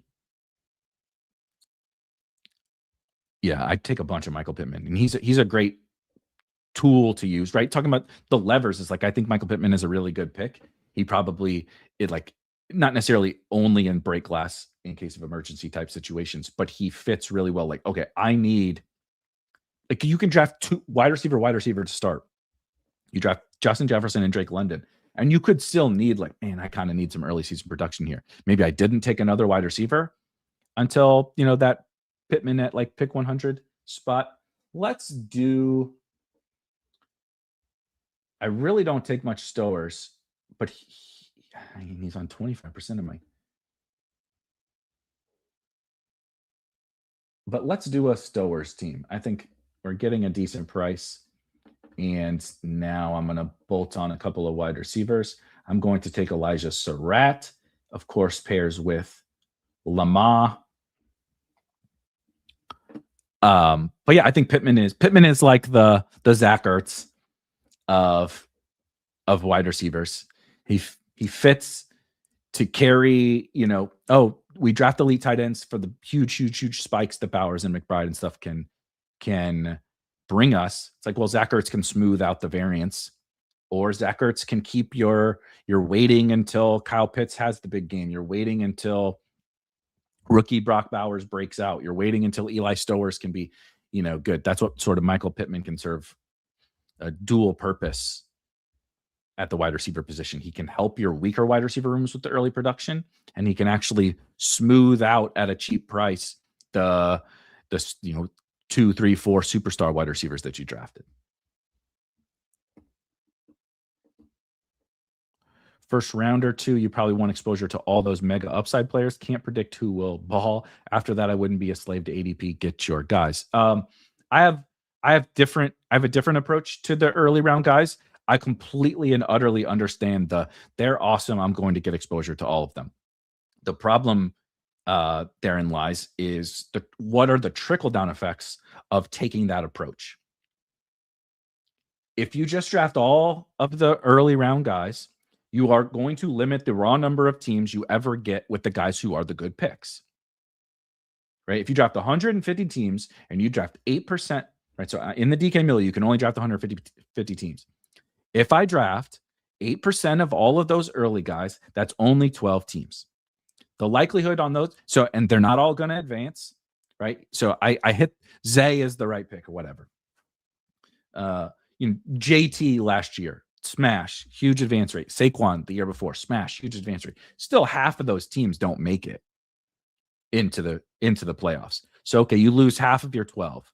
That's with a 50% advance rate on that player. That's very hard to do. You lose half. You got 6 teams with that guy. Now you got to finish 1 out of 12 in week 15. It's possible you have injury, right? You are mathematically unlikely to even make it out of week 15 with that team, even when that guy's good. Let's bump it up.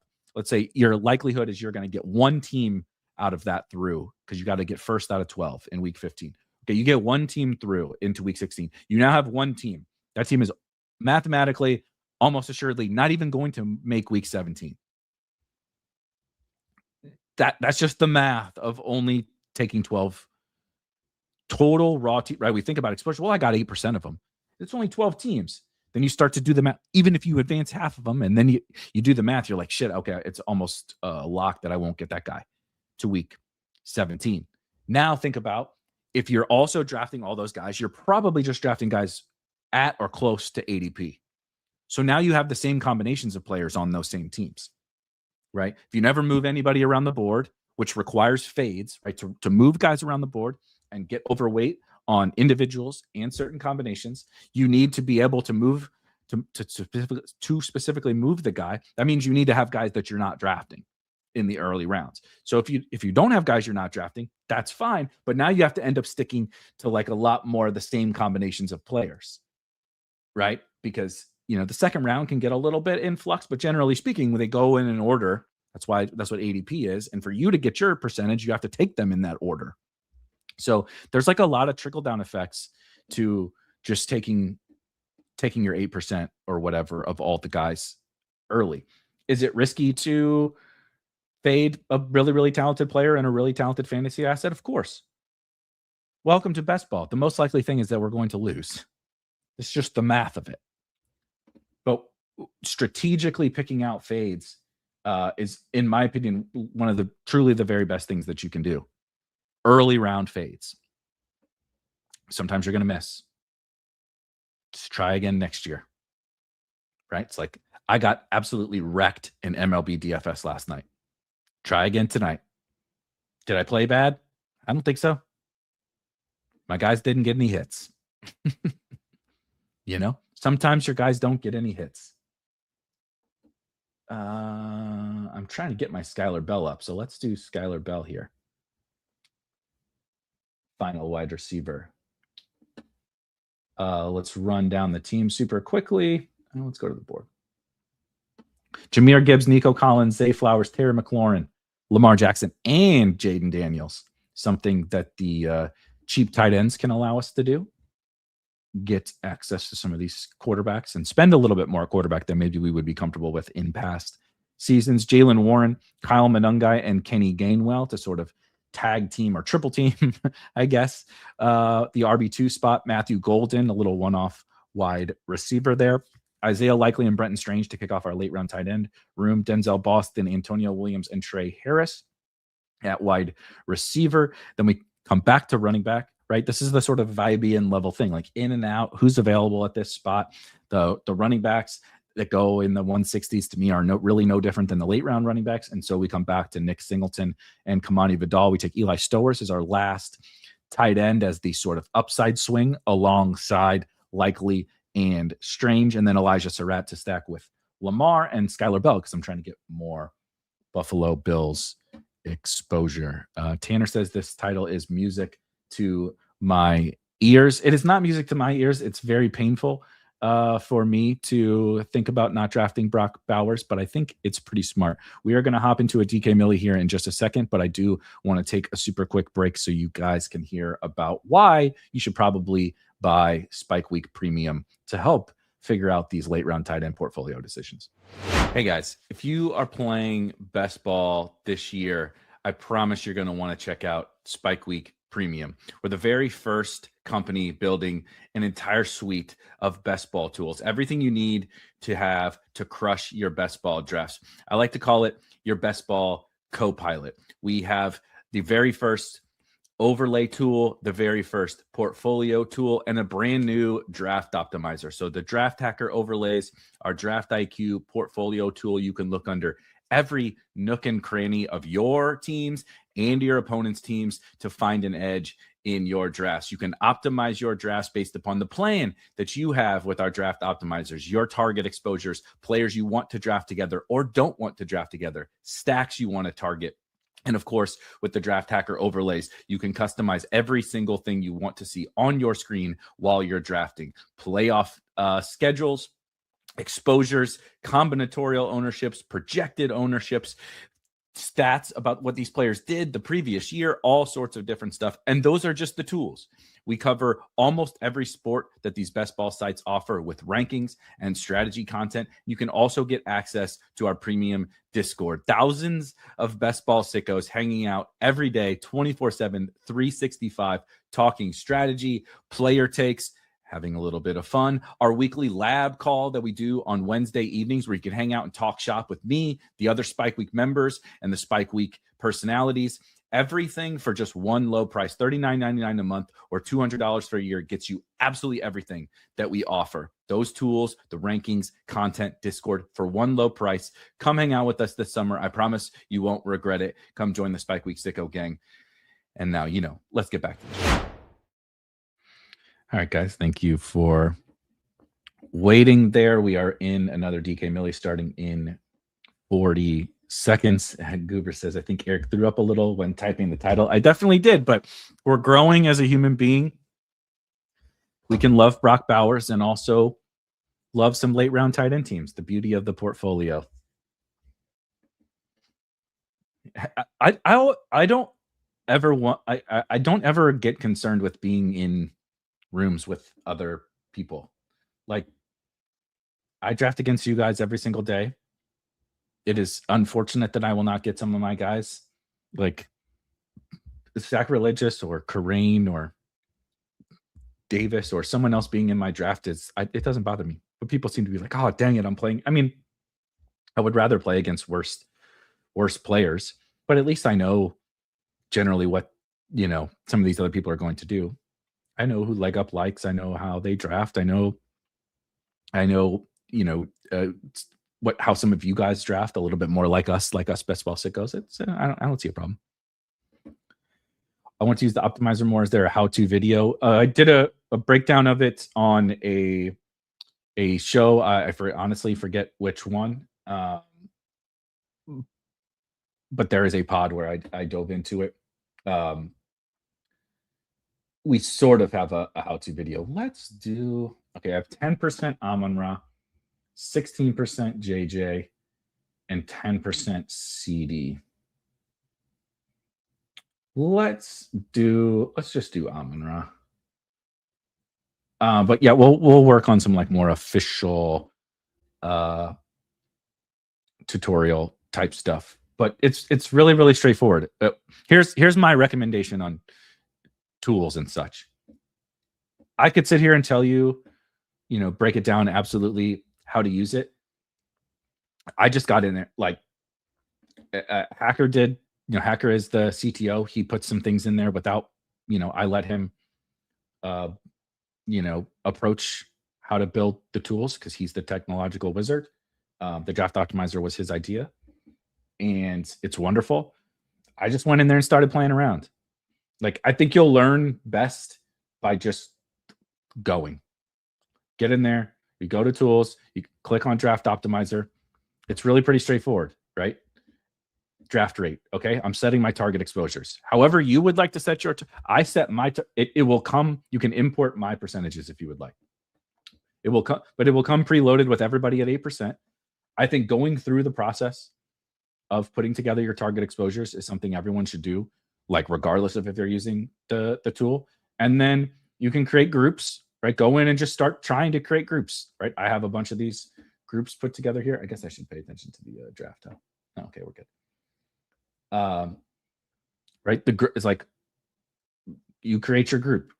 You can have groups where you want players together or where you don't want players together, and set it up however you want, right? Number of players to use. I think when you just start messing around with it, it'll be the best thing that you can do in terms of learning how to use the tool and also learning what you want in your portfolio. And then there's these rules where it's like, what's the max amount of quarterbacks do you want it to recommend on a team? When are you okay with it really pulling guys up from an ADP perspective? All that different kind of stuff. Shout out Murray. Dude, the 101, I have gotten to, let me see my Gibbs exposure. So I think, so in BBM, I know I don't have them, but on DraftKings,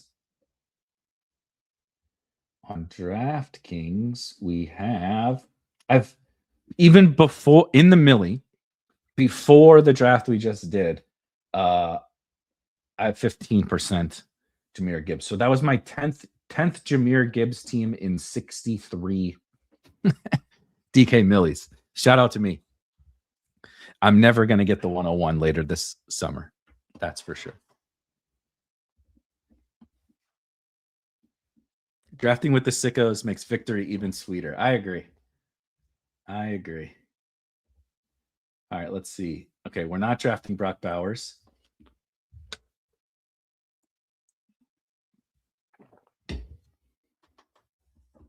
Let's do, I don't have Derrick Henry with Amon-Ra yet. I don't have Nico with Amon-Ra. Let's do, if I'm doing some teams where I'm forcing myself to not take my boy Brock Bowers, you might as well double down and take a Derrick Henry that makes me feel wildly uncomfortable. Murray's gotten pick 6 times out of 85 Millie drafts. I have too many Millies drafted with you guys already. I need some with Gen Pop, says Deadhead. I like that. But that's why I'm trying not to, again, 77 days left to draft. Obviously I have more than one per day left, but I am trying to save, like I'm I'm saving. I want to save plenty of millies. Of course, we're going to get promos later. I do want to save. Like I said, I think I'm going to do the 15 this week to get the $75. But that's also not a lock because I really do want to save. Like you said, when I'm consider that stolen, Deadhead. I promise I will credit you. Gen Pop when Gen Pop comes later this summer. The DraftKings Gen Pop is like it's not a very hardcore prison. It is white collar, and these are the idiots. These are the dumb white collar criminals who were too stupid and got caught, right? So they come in and you get out in Gen Pop amongst the dumb white collar people who think that they're smarter than they are. Why are you fading CMC and Taylor? This question I need to like write down an official answer to this question because it does get asked all the time. I understand, Mike. It's a totally valid question, but it is a reminder that I'm going to get asked this a lot, and I should probably have like a totally like just memorized answer here. I am going to take Zay here though. 29. So I'm up to 29% Zay. So Jonathan Taylor is a bit of an archetype type thing. I know he catches passes. Jonathan Taylor's awesome. I drafted a shitload of Jonathan Taylor. How much JT did I have last year? Let's look. Let's go to 2025. And I can show you on 150 DK Millie teams. I had 10% JT. I'm pretty sure I had more on Underdog. Let's look at Underdog real quick. On 150, I had 14% Jonathan Taylor on Underdog last year. When he was in the second round at a nice discount, I was totally buying him. He's an awesome football player. He's not a monster pass catcher. He's certainly not. He's not in the same tier of CMC and Bijan and Gibbs as a receiver, right? So that inherently brings some flaws. And then there's some really serious Colts level risk for JT that I'm concerned about. And then you add in the fact that this applies to both of those guys, but the opportunity cost is pretty severe with Amon-Ra, Justin Jefferson, and CeeDee Lamb, 3 of the best wide receivers in the league, 3 of the best fantasy wide receivers in the league, that I have to pass on those guys to take CMC and Taylor. I talked about, just a little bit ago, we talked about do you just take 8% of it, all the early guys or not? Well, if I want to get overweight on Amon-Ra, Justin Jefferson, CeeDee Lamb, and even Ashton Genty, I have to eliminate some guys. And I am essentially eliminating CMC and JT. I am more willing to take them on DraftKings, hilariously, for Jonathan Taylor, but I think DraftKings is easier to recover at wide receiver. The rooms are just a little bit softer. There's some depressed ADPs that allow you to build wide receiver rooms you couldn't get on an Underdog. And then CMC is just, last year was the highest volume year of his career, but his rushing efficiency took a huge dip. He's older. He's been historically very injury prone. He just happened to stay healthy last year. And, the clock is ticking on Christian McCaffrey as the absolute superstar fantasy wide receiver. Everything sort of crumbled around him in San Francisco last year, right? Even George Kittle gets hurt late. There's no Debo. There's no Ayuk. Ricky Pearsall's hurt again. They didn't, have a Mike Evans. They were having games with Kendrick Bourne as their wide receiver 1 last year. All right, hold on. So T-Mac has been falling, we know. I have a little bit too. Let's do Waddle. I'm trying to make sure Waddle is a bit of a vegetables guy for me. I'm trying to make sure I take some Jalen Waddle. So I don't think they're going to need, 100 billion targets to Christian McCaffrey again this year. So if the rushing efficiency has taken the dip and the age and the injury concerns, can Christian McCaffrey bury me? You bet your ass he can bury me. But I think there's a lot of red flags in the CMC profile, and we're not getting it. Like last year, in other years, we've gotten a little bit better prices with a little bit less opportunity cost. And now that opportunity cost really exists in the range of the draft where he goes. Plus, then I do strategically like to pick out some guys and make some fade stances on them early so that I can get overweight on other guys. And those two are probably my favorites, alongside James Cook.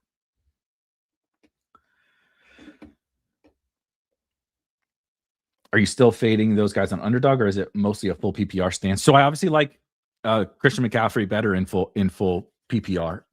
It's a difficult question to answer because on underdog and Best Ball Mania, I'm doing a sort of, I have a hypothesis that zero running back is woefully underdrafted, especially in like the flagship on underdog in BBM. So my exposures are a little bit skewed. I would like Jonathan Taylor better on underdog actually than DraftKings from a scoring perspective, but I will probably have non-zero CMC and JT. Sometimes those guys fall beyond those wide receivers, and I'll take them. So I think you're supposed to take Henry here, but Terry falling to pick 54 is pretty fucking sweet. Let's skip Lamar. I got a bunch of Lamar. There's nothing wrong with having Zay and Derrick Henry without Lamar Jackson. So it's sort of a weird answer, I know. It's kind of counterintuitive with the running backs, especially like JT. Like I'll have more JT on DraftKings, even though I think from a point scoring perspective, he's better on underdog. It's just the rooms on DraftKings are so much easier. The ADP is softer, in my opinion.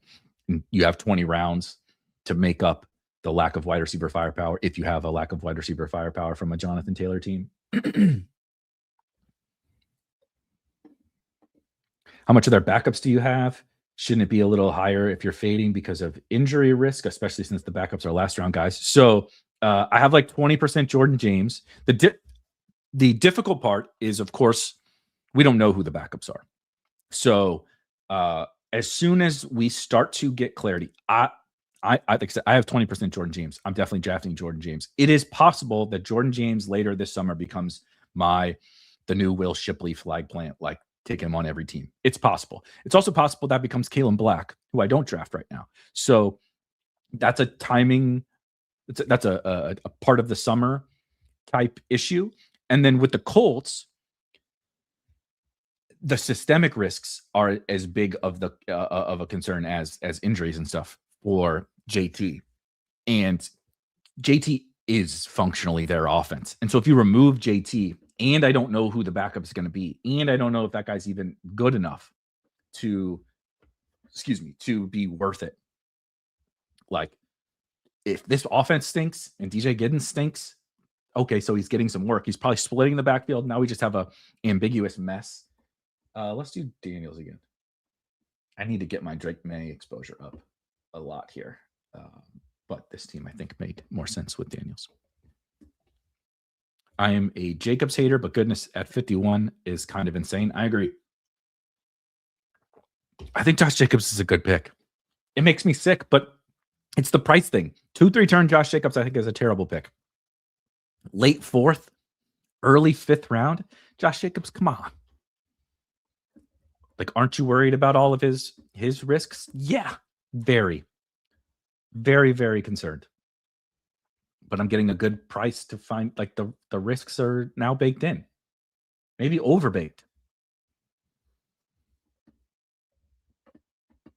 Are you getting any Cincinnati with your Baltimore players for the Week 17 stack? They're a difficult one because I really only draft Chase, Jamar Chase, Chase Brown, T. Higgins. I will take Mike Gesicki on teams, but I'm not drafting any of the Yoshi type wide receivers. That would be one where I think it's forcing correlation that you should not force. Drafting these ancillary Bengals wide receivers. Like, I drafted a ton of Yoshi a couple of years ago, before we found out who he was. There was a potential that this guy's just good. It could have been Charlie Jones too. And it just turns out he's not good. And that's okay. Sometimes you're going to miss on guys don't end up good. Guess what? That's what happens to most late round picks. We kind of know who all those Bengals guys are. I'm not drafting them just because they play against a team that I like in Week 17.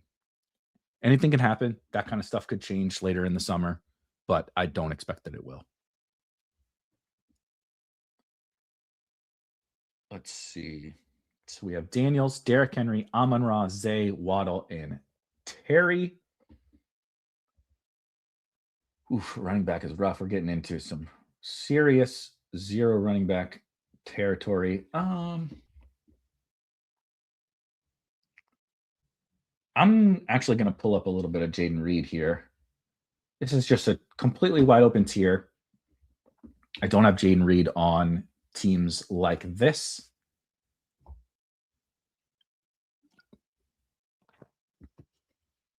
I take a ton of Mekhi Lemon. If you saw on my screen, he hasn't gone yet, right?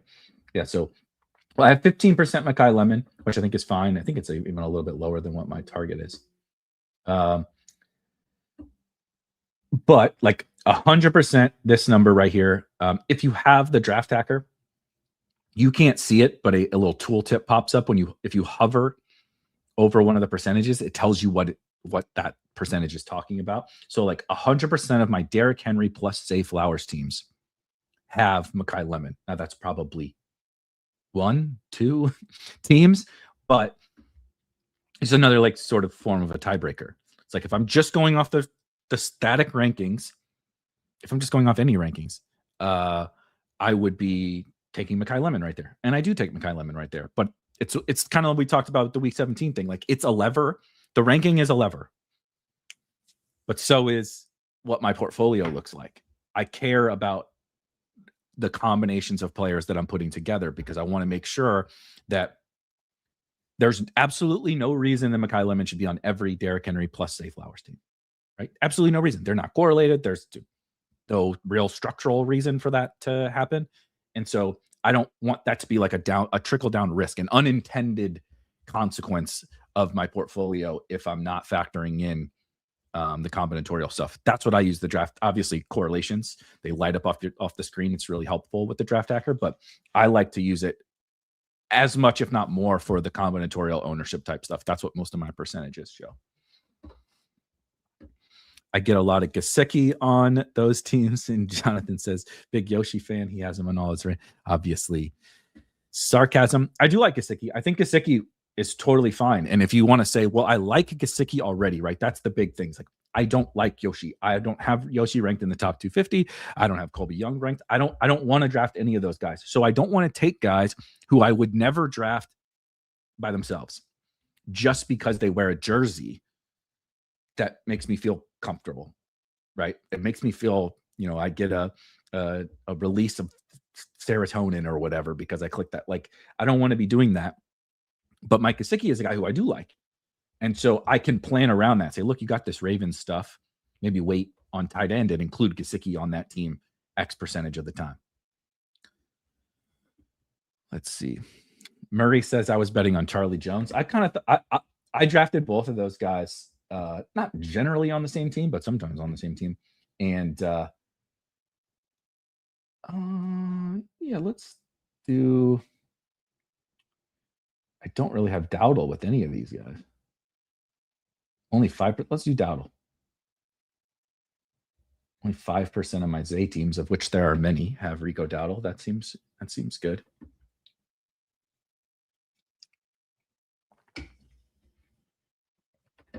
I've been wanting to try a Jag super stack out of the 112 for a while now, and I finally pulled it off. Being with you guys gave me the confidence.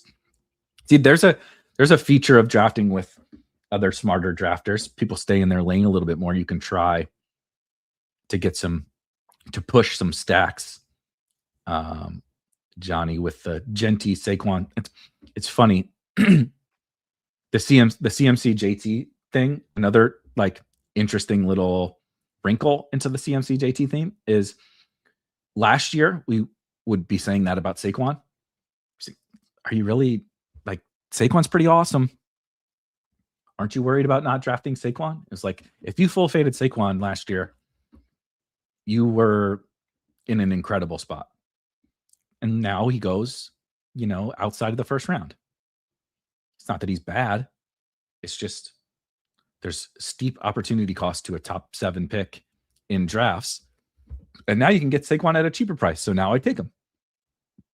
And I actually like Genty Saquon hilariously as one of my favorite 1-2 turn starts. But then he, of course, takes Neighbors and does Tootin, Parker Washington, Brian Thomas Jr., and Trevor Lawrence. I'm a fan of that.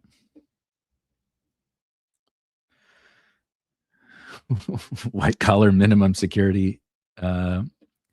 Gen Pop. He doesn't want to win the easy way. Go JT. Yeah. I mean, those guys are first round picks for a reason. They could absolutely burn me. I can't see McCaffrey back at that workload unless it goes catastrophically wrong again in San Francisco. And then he has to hold up if he gets it. Exactly. There's like, it's sort of funny that the different risk factors like play into each other. Damn. So Fannin and Kincaid go. You guys, you sons of bitches. I think I'm going to take Bo Nix here to stack with Waddle. I would really like to take Monungai or Pittman, but we're going to take Bo Nix. Another, I don't have this stack with Amon-Ra. I don't have this stack with these players in my portfolio. And like, other than sticking to ADP, there's no real reason to not have a Broncos stack. I like the Broncos just fine.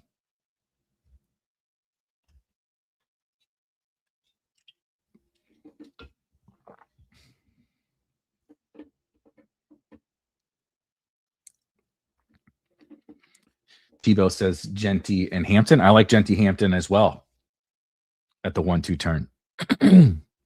KD says, what late tight ends do you like? Sidekick loves Eli Raridon and Charlie Kohler. I see them in a huge tier of guys not getting drafted, but that might catch a few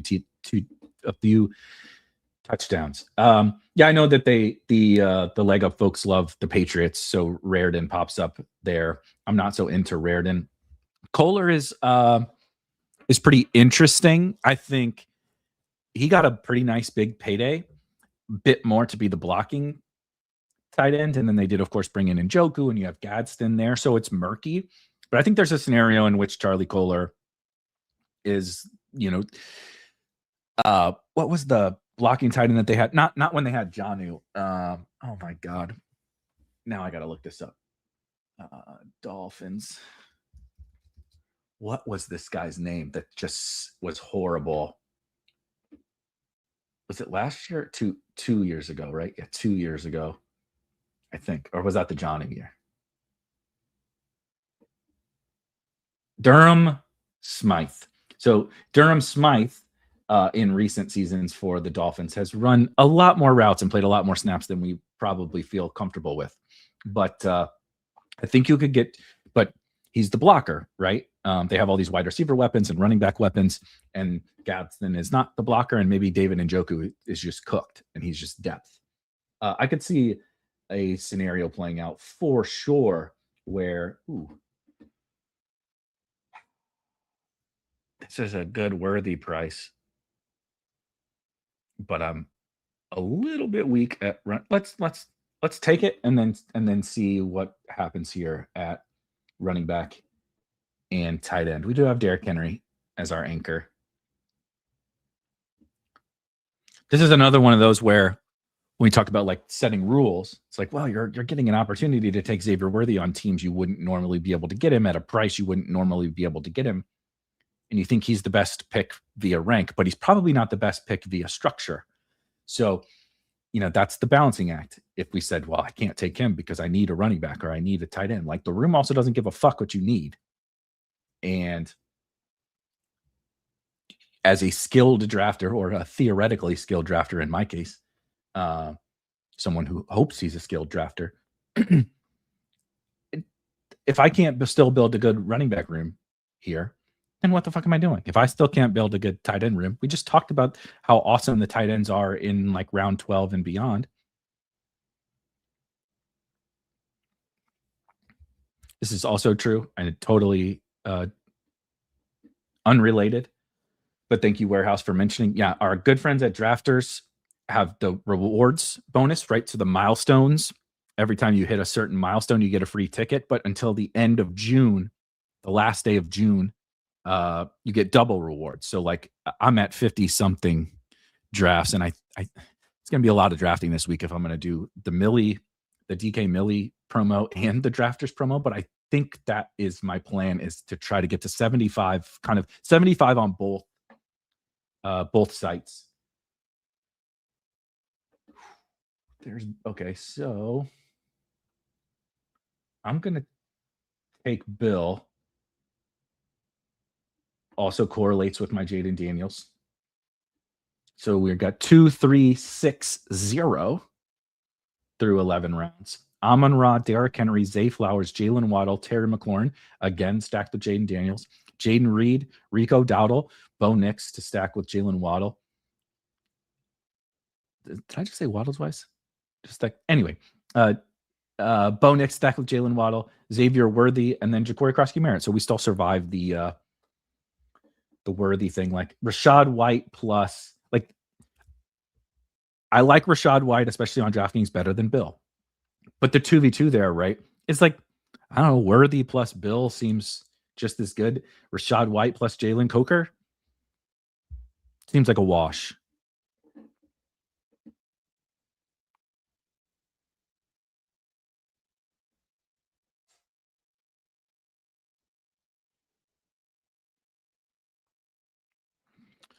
Patrick said earlier, sorry, I missed this. When drafting at the 11 or 12 spot, I've been waiting until around 13, 14 turn, taking my first 2 tight ends. Yeah, I think this is great. In the tier of Hunter Henry, Brenton Strange, Juwan Johnson, Sadiq, Hawk, Chig, 100%. In that range, right? In that range, this is the sort of back to front drafting that Patrick has mastered. He knows in this range, Chig, Juwan, Sadiq, he literally mentioned all that range is awesome. And you see, I have like basically all those guys at a minimum, like at ADP in Chig and Hunter Henry's case. Not so much Gadsden, but ahead of ADP. So if I know that, and I know that I really wanted Fannin on this team, you sons of bitches, and I know that I want to get Kincaid, and I know that I like Likely, and I know that if I know that those tight ends exist later, I should take advantage of that. It's also a range that's not super great for, definitely not for running back. I really do not like the running backs that go there. And wide receiver, I got my guys. But they're like, unless you like Ryan Flanoy as much as me, the wide receiver range is not anything to write home about. And quarterback is really bad. So it's like, I don't want my whole season dependent upon those 6 tight ends or whatever, but they're definitely going to be a big pillar of my drafts. And I take them alongside of Bowers or whatever too. But why not take it one step further and say, those guys are your favorite picks. Why don't you double dip a couple of those guys and then bolt on a Freiermuth or a Helm or a Gesicki or a Dulcich or whatever. Danny says, I've been doing some teams with 4 late tight ends that I like. I much prefer 3, but I'm not like opposed to the 4 late tight end thing. I do think after, God damn it, every time I come on the clock, it's like Pacheco is at the top of the list. I'm gonna pull up Juwan here and just take Juwan. Where do I? Because I have Juwan ranked at 145, so right in this little pocket. I don't like Gadsden. I'm obviously light tight end, and we're employing the late round tight end strategy. Deadhead likes Gadsden a little bit more than I do. I can see it. I mean, I can see it. He's a talented receiver in an offense that we're really excited about. I have some pretty major concerns about if that even matters, like getting on the field. But he'll probably end up a veggies guy. To call back to last week's show, I'll probably just eat my vegetables on Gadsden because obviously you can see the ceiling. It's just that there's a whole lot of risk factors.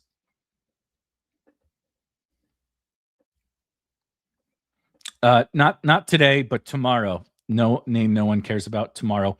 I got to make sure that this afternoon that everybody's gotten their tickets. That is on me. So if you've received a ticket, feel free to ping me in Discord, and you've won one. But we'll get back on Drafters tomorrow, and we'll do one of our free ticket giveaways on tomorrow's show. Let's see. I'm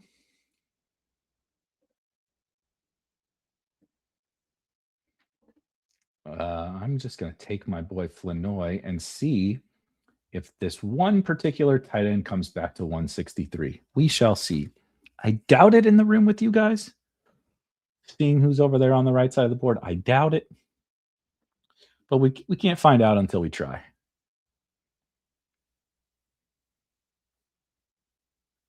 And see, so now this is a much different team than I would normally build.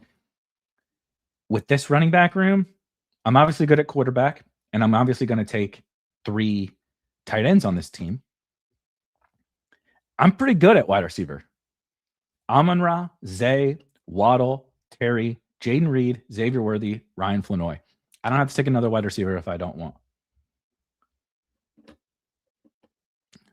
I think this is totally fair that Gadsden has the highest ceiling. Highest ceiling, lowest floor. I guess someone could argue Sadiq just because he was a first-round pick in the NFL draft, and I think that would be fair. Some would argue for Chig, I'm sure, in that range for the highest upside. But I do think I think I would probably say Gadsden is the highest upside in that range, which is probably a good enough reason to say, okay, all the concerns are pretty bad, but we're still talking about pick 13th round. We're talking about like a 13th round draft pick. I don't think we should run from the risk when the upside is still there. And I've probably been running from the risk too much on Gadsden. I think the issue is that I do like all those other tight ends that go next to him, but the ceiling case should force me into some exposure to him, right? My vegetables.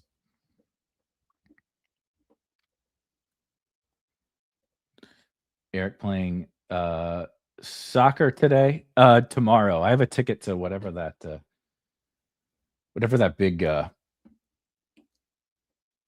I think it's tomorrow, right? Yeah, Thursday at 3 p.m. I want a ticket to whatever that big soccer. So I will be begging in the Discord for soccer advice tomorrow because I don't know any of it.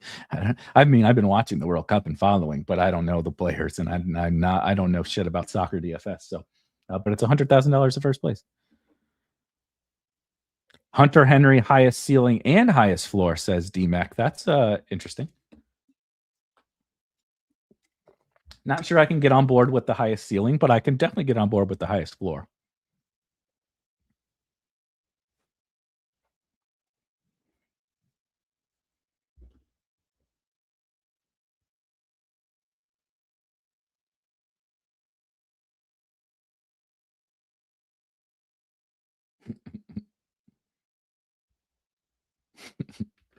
Sorry,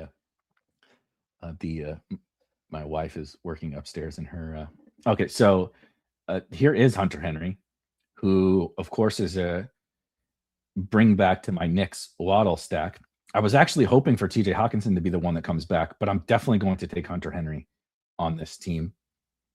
So I just poo-pooed his. So I've got my 2 good picks, probably a little bit more floor in my late round tight end. I need some kind of upside. That is in the eye of the beholder. I think Pat Freiermuth or Gunnar Helm or even Greg Dulcich would apply. But someone might say this is where you should draft Stowers. This is where you should draft a pure like upside swing. Terrence Ferguson. I think Michael Mayer is actually a hilariously pretty good fit as a third tight end on teams. I think Michael Mayer is going to play a lot alongside Brock Bowers. And I think it's going to be a Kubiak thing. I think he knows where his bread is buttered, and his 2 best pass catchers are probably his 2 tight ends. And then on non-Brock Bowers teams, Michael Mayer has the outs to Brock Bowers misses time. Could be one appropriately timed missed game, where now Michael Mayer is like the focal point of the offense as a 20th round pick. Could be, a season-ending injury. It could be a myriad of different things. I think you can Deadhead has even taken some Mayer on the Bowers teams. I have no issue with that either. It's so funny. Smart pick, says DMAC, after I take his boy, Hunter Henry.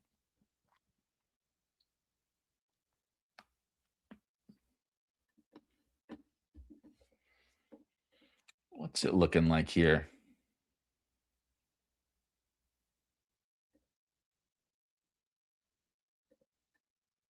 Man, Dulcich is definitely steaming up some boards. I'm going to take Tank Bigsby. I need some running back sort of upside here. Obviously, Derrick Henry, but Rico Dowdle and Bill, it's a bit weak. And obviously, Tank is mostly just a contingent value play. But he was like not nothing. I mean, there's games where he's getting, obviously, the Vegas game here, he gets 17 carries because they beat the living piss out of the Raiders. I don't suspect that that's going to happen. But Tank has been a genuinely really good runner of the football for multiple seasons now. He also changed this number from that stupid number 37. 37? Was that his old number? 38, 37, 30 something.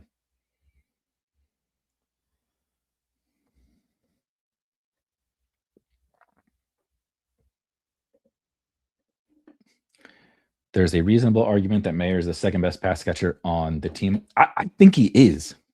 And I mean, I'm a Jalen Naylor guy. I see the Trey Tucker case. I mean, Genty, I guess. But like from a non-running back, I think he was the best prospect for sure of all those guys. Michael Mayer was an awesome tight end prospect in his own right. He's not Brock Bowers, but he was a second-round pick at tight end. They just happened to be in a place to take Brock Bowers, which was a smart decision. But we're getting all this shift to 12 and 13 personnel and all these different, league-wide trends and narratives. They're like the perfect team to play multiple tight ends.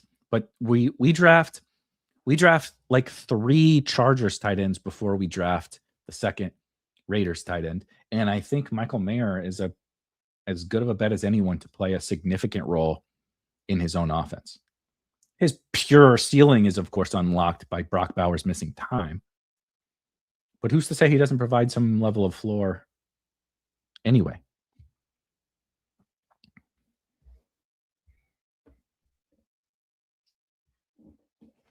Let's see. Has Sadiq's hernia made you lower on him in ADP? No, I'm not. At least not yet. I'm not worried about it yet. That's a heck of a fall for Jonah Coleman.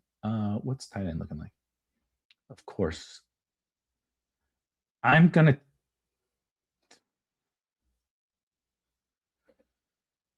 Let's just go get my boy Ray Davis, the mental health hack.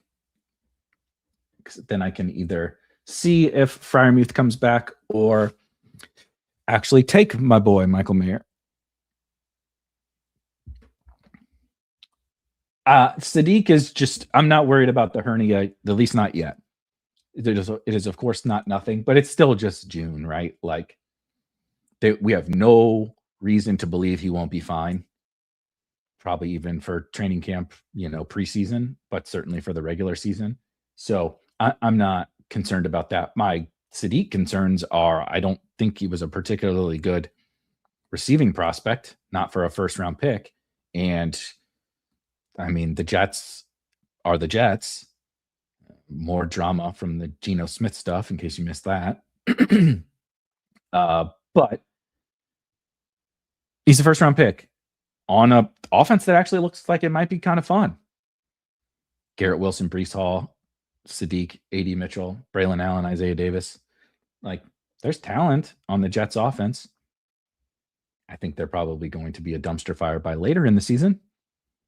And I'm not sure that Sadiq is good enough to earn targets over those guys in the NFL.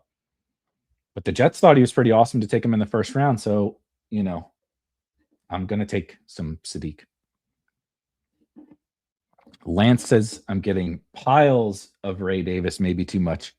You, me, same. Lots and lots of Ray Davis for me. Gesson says Ray Davis is my favorite handcuff. I'm a Bills fan and love Cook, but I don't think if he gets hurt, Ray is some giant drop off. He will get a lot of fantasy points. Dude, I'm with you. You guys are preaching to the choir. I could not agree more. I'm basically taking Ray Davis on like every team. I think he's just like wildly mispriced. It's a CV bet for sure. But when the CV hits, I know what the contingent value is. A lot of contingent value guys are speculative. Okay, now I'm going to take Freiermuth instead of. I'm sorry. I can't pass on Freiermuth at pick 200 as my tight end 3. So I would have loved a smidge more juice, but Freiermuth, Hunter Henry, Juwan Johnson, a little bit more of but that's still a good tight end room. I'm not sure I achieved my pure ceiling goals, but I like all of these guys. Juwan has notably been on like the winning BBM team every season. Hunter Henry is annually underpriced, and I think Pat Freiermuth is wildly underpriced. Yep, this is our Gesson says also they get Miami in week 17. Cook could be healthy and still just sit that game. I want to be very clear and transparent. I don't think this is going to happen, and it happens almost never in the NFL. Guys just don't sit out when they're healthy. It just doesn't really happen. But it is certainly a non-zero chance that Miami is, winless and the Bills are in the playoffs, and there's no real reason to force James Cook out there. In that regard, there also wouldn't be a whole lot of reason to force Josh Allen out there, which takes away from some of the fun of it. But nonetheless, we're also allowed to have fun and dream. What are we playing basketball for if not to dream for these insane scenarios that win us lots of money? And there is no more fun mental health hack dream than Ray Davis in week 17 against the Miami Dolphins. So if nothing else, you get to dream all season about like, all I drafted him for was week 17. So who cares? I don't care that he's doing nothing. I don't care that I drafted 80% of this guy and he's doing nothing. All I drafted him for was if James Cook happens to not be playing in week 17. It's the greatest. That's the best kind of pick you could ever possibly make. It makes sense. It's defensible. He's a good pick no matter what. But we get to hold on to that for the whole season.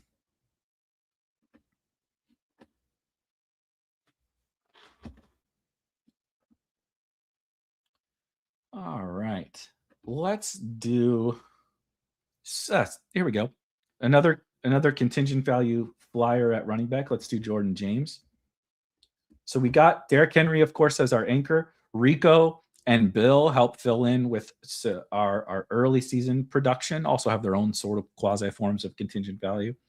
Am I confident either Dowd or Bill are filling in early season production? No, not necessarily. But they obviously very much could be like the lead runners, at least on each of their teams. And then contingent value bets on awesome offenses behind first and second round picks. Tank Bigsby, Ray Davis, Jordan James.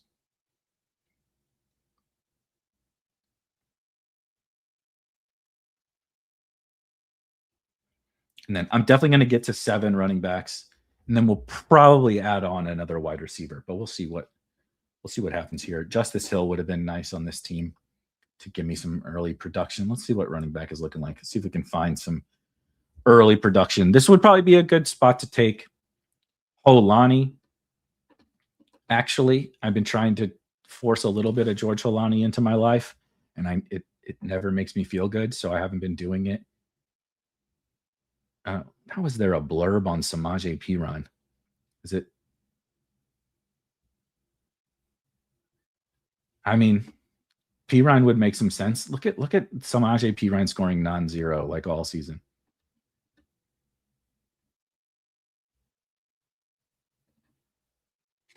but I do think I'm going to take Holani here, assuming he comes back. And yeah, let's do Holani.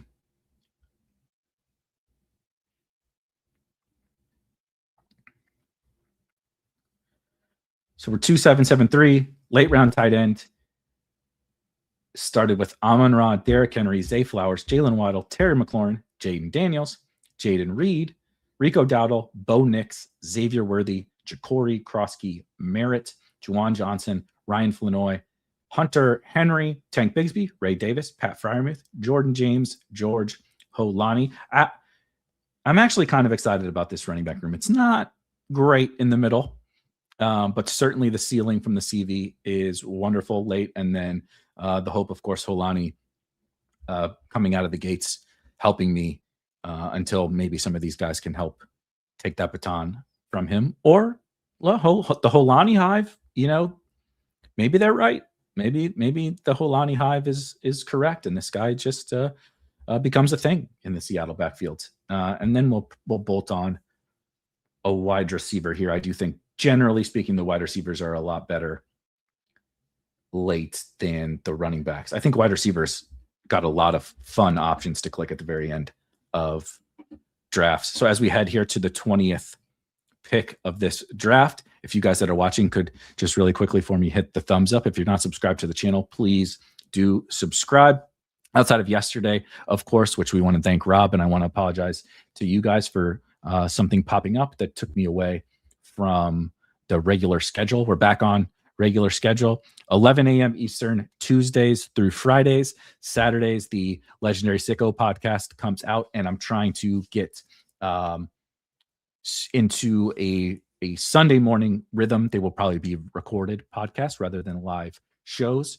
And then be on the lookout for some other content. But if you guys subscribe to the channel, of course, you get notified when I go live. Let's see. Let's do Skylar Bell again. He goes with the Ray Davis thing, right? If they're going to play backups and young players and stuff in week 17, Skylar Bell seems like a good option. I also just think Skylar Bell might end up just like being a starting wide receiver on the Buffalo Bills. That seems pretty fun.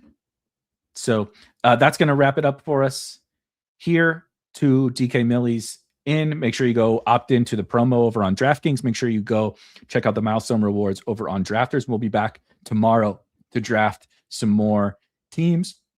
Excuse me. And tomorrow, of course, we will give away a free ticket to the Drafters main event. I got to make sure everybody else gets their tickets that have won thus far. And again, hit the thumbs up button on the way out. It would be greatly appreciated. It's lab night in the Spike Week Discord. If you're in there, come hang out with us tonight at 6 p.m. Eastern, and I will see you guys tomorrow at 11 a.m. Eastern, regularly scheduled, same bat time, same bat channel. Enjoy your Wednesday. Enjoy your drafts. Peace.